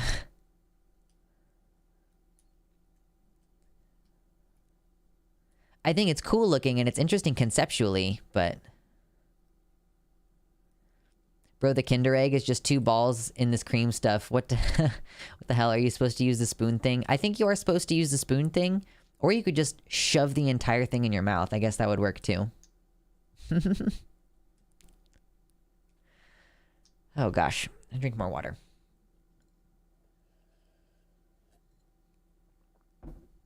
This is also a House of the Dragon related concept, but I don't necessarily want to go into it like in a huge amount of depth. It's certainly not like I'm going to record a segment here about it because it's just speculation at this point. But some people were saying that Emma Darcy, who plays the adult Rhaenyra Targaryen, like she is more or less the protagonist of the show so far, at least. Rhaenyra Targaryen is the protagonist of the show. Emma Darcy is non-binary and uses they/them pronouns, and it's kind of, I guess, conspicuous at this point how little press Emma has been doing compared to all the other people in the acting cast. Because like they're getting all these late night shows and stuff, and people just think it's kind of weird that Emma is not also getting those opportunities. Now, it could be the case that Emma is deliberately not taking those opportunities because they don't want to deal with the press junket for whatever specific reason. However, some people have speculated that it's because of, like, basically transphobia. Oh, hold on. Where am I? And one of the interesting things about this also is not just the interviews thing, but also framing in photos, which is something that seems like it would be kind of silly to focus on. Okay, please. Okay, yes. Like, it's not just that they haven't done very many interviews. Like, the only interviews that they've really done have been HBO exclusives, right? And then also, like, tell me why the fuck Olivia Cooke, who plays Alicent Hightower, is in the center of this photo, and fucking Emma Darcy, who plays Rhaenyra fucking Targaryen, is over on the side. Like, if anything, this show is about these two characters, these two women characters. That's who the show is about. They should be in the center of the photo, like maybe even interacting with one another in some kind of way. And you've got this one as well, where, again, Olivia Cooke front and center in the photo, front and center with Otto Hightower, like this, or his name is Reese, I think. Like, oh, like they're the center in this photo, and fucking Rhaenyra, like, crouched down on the side. I guess the only one wearing white, or not really the only one wearing white, but like this shirt kind of stands out in a way that I don't think Corley's white turtleneck is standing out. This is Hightower propaganda. It's Hightower propaganda, and everything in this photo is tinged green, and this is green. They thought that they could slip it by us, boys. They thought that they could slip it past us. They can't. They can't. They can't. Okay. So yeah, I just hope that Emma is deliberately avoiding this. Like, maybe Emma wants to specifically avoid the trans questions, you know, like that could very well be. And Jolly says, I like Demon Mama's take on AI art. She doesn't claim tech can't be used to aid in the production of art, but that a machine not advanced enough to be an android, say, cannot make authentic art. Like, in the sense that art is some kind of an expression of something. You could, like, I mean, yeah, I think it's a really difficult conversation. I think ultimately, at the end of the day, I don't want to try to make a definitional argument about what is art and, like, can a robot create art if it doesn't have emotions or whatever. I'm mostly interested in the ethics of the topic. So, like, is it something that can be done ethically? Like, I don't think at this time that I'm comfortable, particularly because artists themselves are feeling as though their work is essentially being plagiarized. And I don't think that's cool. It's interesting to see artwork generated by AI responding to music lyrics. That could be fun. I think one of my favorite ones was I did like Cat Samurai, I think. So I had some really funny looking AI generated photos of samurai cats. They present as very different from their character as opposed to all the other characters. Yeah, like Emma Darcy is really super gender nonconforming compared to the role that they play on screen. Like, you know, on screen, Rhaenyra has like really, really long blonde hair, and like she wears dresses all the time. You know, she has a very female gender role. She's a mother and all this stuff. And Emma Darcy is like got the short hair with the buzz cut sides, like wearing baggy clothes all the time, like pretty much just dressing like a butch all the time, in my humble opinion. Yeah, not even blonde, just pure white. Yeah, one of the things that Patty Considine mentioned in one of the interviews was that it's interesting because you'd think like, oh, it's just a platinum wig, who cares? But they all have to be tinged slightly to match the colors of your skin, because if you put on the wrong color platinum, like it might make the hair look green against your skin or whatever. Emma is a butch IRL. I mean, yeah, I don't know if they identify as butch. I'm just like, that's just how they dress. They basically dress like you could describe them as butch. But if you're not, like, as a non-binary person who considers themselves very much transmasculine, I would probably not love it if someone described me as being butch. Even if I was dressing that way. Like, I have for sure dressed very masculine attempting in the past, and I would have felt misgendered if someone called me butch. You know what I mean? I think they didn't do it very well for Matt Smith. Matt Smith has, like, so many different wigs, though. Like, I think that might be part of it, is that each one of them is a little bit different. Presentation-wise, yeah, for sure. That is, like, as far as I can tell, every time I've seen Emma outside of their costume, it's been in something that looks very, I would say, butch-coded. I did see this take. Okay, everything about this picture is making me die. Emma Darcy about to drop the freshest mixtape of 1995. Matt Smith will one day grow into his dad's clothes.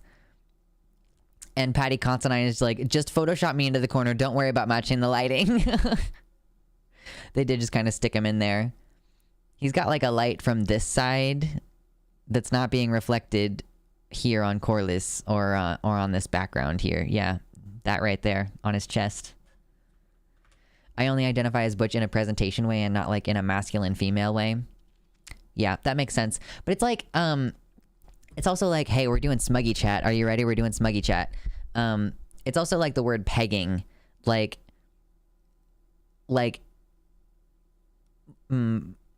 partner is a top. But if that were not the case, I would be violently upset if someone tried to characterize like me as a transmasc individual using a strap-on on a male partner as like pegging. I would be very upset by that because like pegging is a thing that women do to men, if that makes sense. Like I would be like, no, I'm fucking my boyfriend. Like I'm not like pegging my boyfriend or my partner or whatever. Aging through the time jumps just doesn't match up between characters. Oh, like the hair doesn't match? That kind of makes sense. Oh my god, my body hurts. What's going on? Not much, Angel. We already did a lot of very serious topics earlier in the stream, so we are just kind of chilling at this point because I am a little bit tired. And frankly, like, I think my body is trying to do some hormonal nonsense because I've been very crampy this week. And it's a little bit better today, but today it's also a little bit of like indigestion pain that's distinct from the cervical pain that I've been having. Yeah, no worries, Avery. I'm not getting on your case. I hope that you realize I'm not getting on your case or anything. It was an opportunity for me to talk about something that I think is interesting. Like, I was talking to one of my fellow non-binary friends who is assigned female, and they were like, oh, I don't have any problem with referring to it as pegging when I'm using the strap-on on my male partner. And I'm like, that sounds like a fucking nightmare. Like, it's so funny. Like, I'm not usually very particular about the words people use. Like, I don't think the word clitoris is a very sexy word, but I wouldn't be, like, revolted if someone used that word in a sexy context or whatever. However, if someone referred to it as pegging in the sexy context, I would be like, listen, like, we're putting the pants back on because we need to have a conversation. I'm a cis male with a play partner who is a trans man, and I feel odd with the word pegging in that context. Yeah, for me, it has a very specific connotation of, like, a straight couple, or, I mean, I guess you could say a bisexual power couple, but usually like a cis man and a cis woman, and the cis woman is using a strap-on to fuck the man.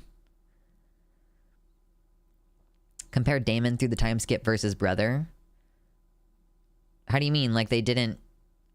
aging through the time jumps just doesn't match up between characters. Well, Patty is older also. Like Viserys is older. Like Damon, I think there's like a 10-year difference. Maybe not quite 10 years. I think they grew up a little bit closer to one another than that. But think about the fact that Damon is like 6 years younger and that Patty has leprosy. Like Viserys has leprosy. If I got fucked by a trans dude with a strap, that's getting fucked. Also, I alt-tabbed from a COD game to type that and won a gunfight in the middle of it. Nice. But I think he was already just not looking good. Viserys was. Like, there was already a couple of time skips in the first half of the season, like a 3 or 4 year time skip. And then there's a big 10-year time skip. And he was kind of already starting to look rough after those first 5 years or so. And then 10 years goes by and he like is in so much pain that he's just doped up on milk of the poppy all the time and probably not eating very well. I'm not a big fan of COD. God bless you all. Do you think we can hit 100 likes before the end of the stream? I really doubt that there's anyone in here who hasn't yet hit like, but if there is, you're a bad person and you should hit like on the stream. Not really. I mean, you should hit like on the stream, but you're probably not a bad person. I mean, at least I can't make that judgment of you based on this context.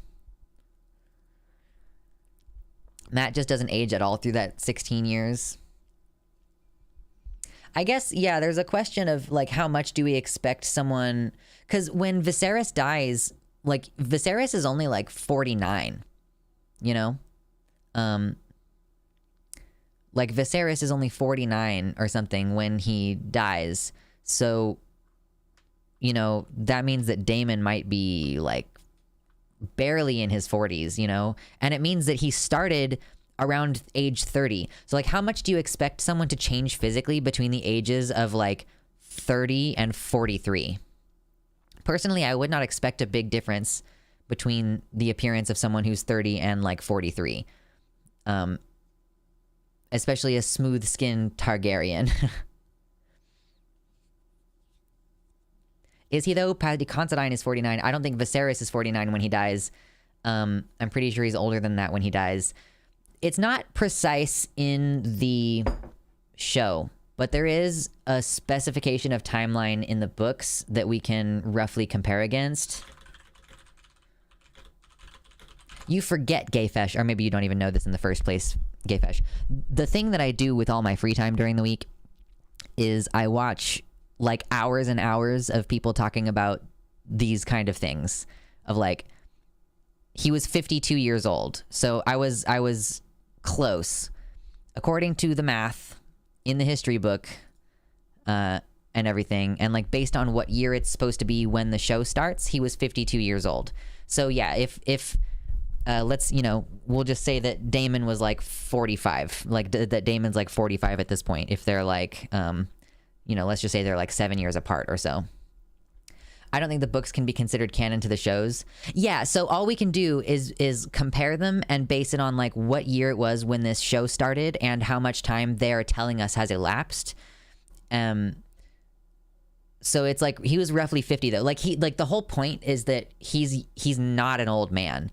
Like, that's part of the point that's being replicated in both properties, even though they are technically canonically distinct from one another. He dies too young. Like, that part at least is consistent, or, like, younger than you would expect. He specifically is ill and dies from that. So yeah, he's about 50, like 49, 52, somewhere roughly in there.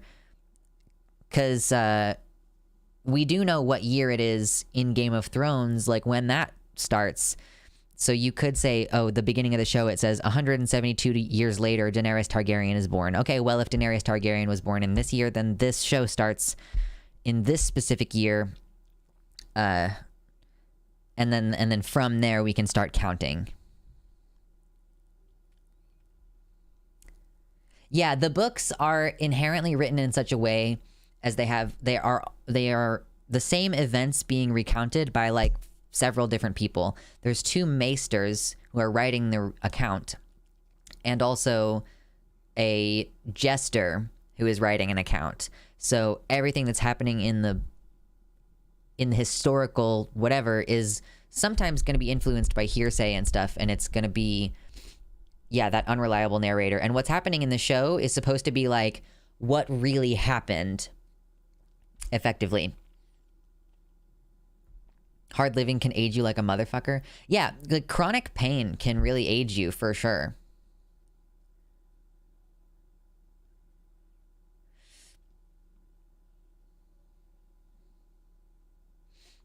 But yeah, I don't know. This is what I spend my time doing and thinking about. I'm like, incest can probably also age you weird. I mean, they weren't doing much incest. Damon wasn't doing very much incest. Oh, I guess technically, like, Bela is a cousin. Or not Bela, Lena. Lena is a cousin of sorts. Or like a niece. I know that Damon and his wife are related to each other. It's just, like, a little bit further than most Targaryens with their spouses. Oh my god, we are so close to getting 100 likes on this stream. Wouldn't that be fun? I don't know anything about Viserys lineage, but like incest in the Targaryen line is pretty historic. I'm pretty sure that Viserys is the child of 2 sibling marriages. Like, I'm pretty sure that Viserys... Yeah. Because I think Jaehaerys and Alysanne... Jaehaerys is the king that we see at the very beginning of the show in the prologue. His wife, Alysanne, was his sister. And then... what is his name? Balon the Brave. Or whatever the fuck his dad's name was. Balon also married his sister. So this is, like, part of why... the difficulties with having a baby with Emma were concerned. Probably because, like, Viserys is a, like, 2nd generation sister fucking product. You know what I mean? So, like, it could potentially compound the issues even as much as their dragon blood is like, sort of resistant to the effects of inbreeding, apparently. Look at this. We got 104 likes. That's incredible. That's amazing. I appreciate that. It's like such a low effort thing, but it actually makes me feel like, oh, that's really sweet. Oh, cute. It's nice when we're just talking about House of the Dragon bullshit and there's still like 40 people in here. That's pretty legit. I waste time listening to old radio shows, and I listen to very old music while grading papers and doing other paperwork. Fall asleep listening to modern spooky Park Service mystery ASMR and talk YouTube shows. I keep up with what's going on in the national parks because I live near one. They don't have dragon blood. They haven't fucked dragons. That is all propaganda. So when I am specifying dragon blood, I don't mean they fucked dragons, because I don't think that they necessarily could have done any kind of fucking of the dragons. However, I do really think that they did some weird blood magic shit. Like, I think that they bound themselves to the dragons with blood magic. So when I say, like, dragon blood, that's what I'm referring to. Talking House of the Dragon, that's why I signed up on the site. What's up, Gandalf? What's up? Isn't the 10-year time jump right after Daemon and Rhaenyra fucked on the beach? Hold on. No. The 10-year time jump, Damon and Rhaenyra don't have sex until after the 10-year time jump. She's an adult. They have a scene where they're, like, making out when she's younger, but they don't actually have sex. Strange animal sightings and missing persons information is of interest to me. Yeah, the missing persons map and the way that it overlaps with the map of caves in the United States is so fucked up. It's, like, so upsetting. God, I want to fuck dragons. True Baphomet. Here's a smuggy moment for you. My most recent purchase from Bad Dragon was the Orochi, which is, like, the dragon scaled one. Like, it has scales on it and stuff.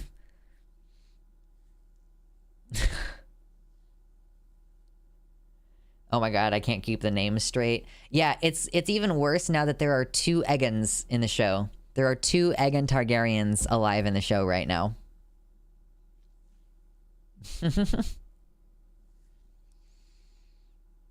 Mine was Kelvin, but that was years ago. Yeah, I mean, it was definitely like a year ago. Fucking Bad Dragon is expensive. That's a hot D, true.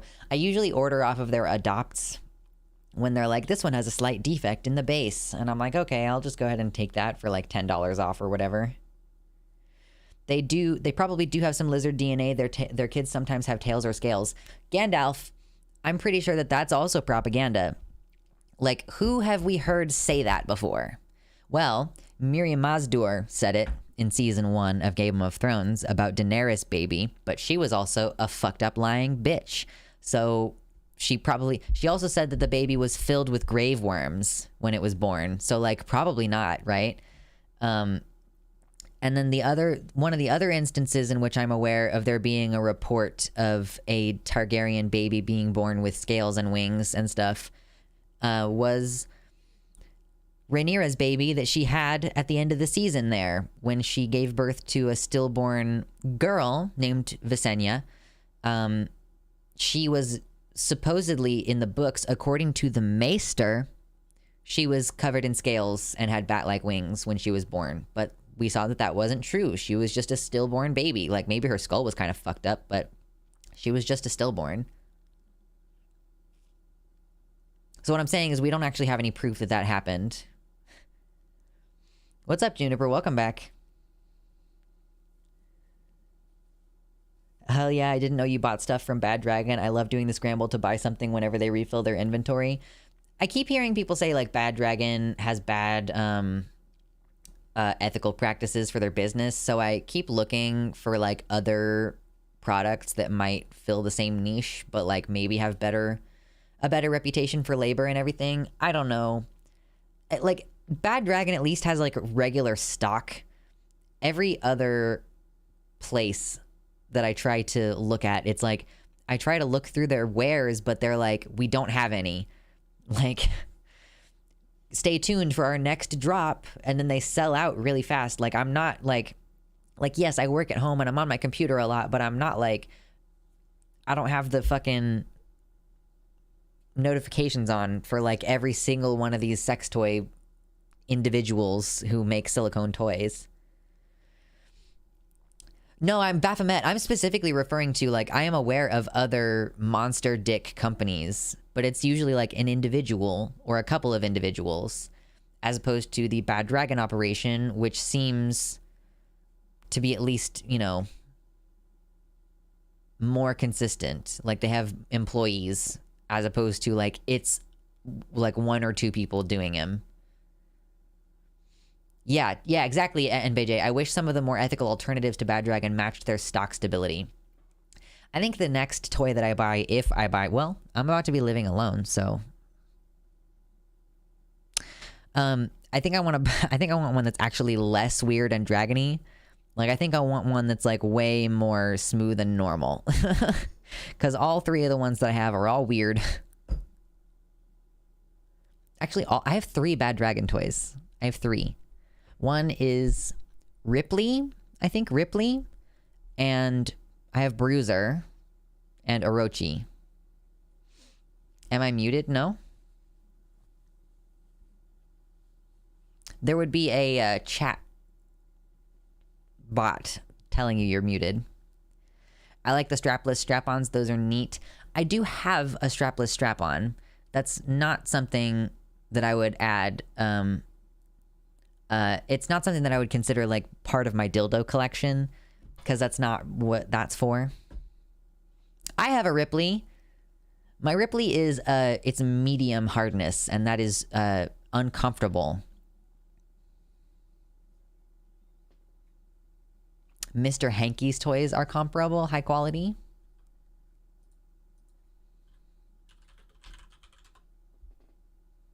Okay.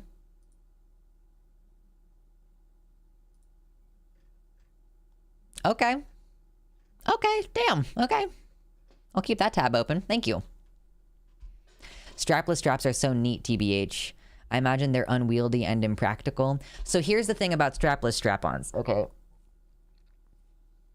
They are kind of difficult to use because with a strapless strap-on, like, the whole premise is... Shit.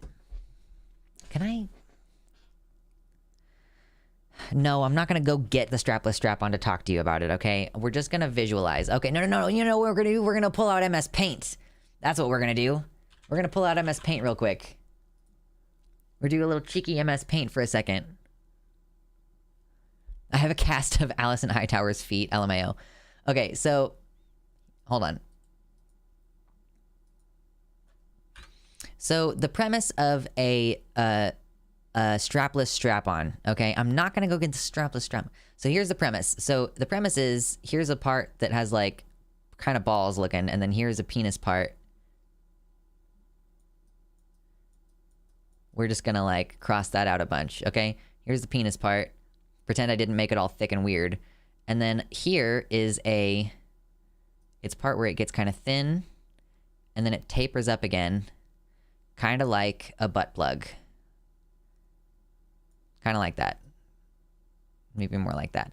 And probably a little bit smoother and not so much like at a 90-degree angle. But this is like functionally how they work, okay? Maybe this part is like, maybe this is further back a little bit. I don't know, whatever. But like, so you're holding, this entire thing is like heavy also. Yeah, exactly, the Fieldo, precisely. So you put this part inside you, and then you clamp on it. Like you kegel. You're like, and you have to hold it in place. Otherwise it will fall out. Like ostensibly, if you used it anally, it would probably be in place like a little bit easier. But even then, you're still having to like clamp your muscles down to hold on to it. Now, the way to use a strapless strap-on successfully is you wear boxers and you just like pull the boxers down. Like say, like if you're wearing boxers, like pretend that the penis is like tucked into your boxers. You're wearing, you're wearing boxers and they're all stretched out over your boner or whatever. If you just take the boxers down here and they're all bunched up and you're still wearing them on your legs, like here's the underwear on your body, right? It's like gonna have like elastic pressure up against the base of it, and it will hold you in. If you use it anally, the angle would be different. Yeah, for sure. I'm just saying that it is possible. You love this drawing. So like, this is how you use a strapless strap-on and keep it in place. You pull your underwear down and like just like keep the underwear, like I guess you could like if you can like keep the underwear up on your hips like this, so that you can like use the tension of it to keep it in place. This is how I have successfully used a strapless strap-on before. I'm glad we had an opportunity to do a little MS Paint. That was always fun. I feel like I need to save every single time I do MS Paint on here. Alternative, get insane control over your internal muscles in there. Yeah. Alternative, do Kegels at all times of the day, every day. Yeah, what's up, Anansi? It is getting a little bit late. I was kind of thinking since we've wound down for a little bit, we've had some silly conversations about nothing in particular. It's like 9:30 for me here. I might go ahead and wrap things and get ready to have like a nice, big, intense stream on Sunday. That's going to be fun. While riding a dragon, true. So yeah, I have so appreciated everybody hanging out. Thank you all for helping us get over 100 likes today. I love my job, and you are the reason why I love my job. Like you all being here, having these conversations with me, letting me be silly and talk about stupid shit. Oh, where did I get my dragon horns? I 3D printed them. You can kind of see, if you look up really close on them, that there's all these like really fine layer lines. And that is because it's 3D printed. So I found the design on Cults 3D, and I have a 3D printer, so I made them. But yeah, thank you all so much for hanging out with us. Thank you so much for watching. We are going to be back with the Sunday stream at noon Central Time on Sunday. So, yeah. All right. Appreciate y'all. Much love. Take care of yourselves. And we'll see you then on the weekend. Okay. Good night.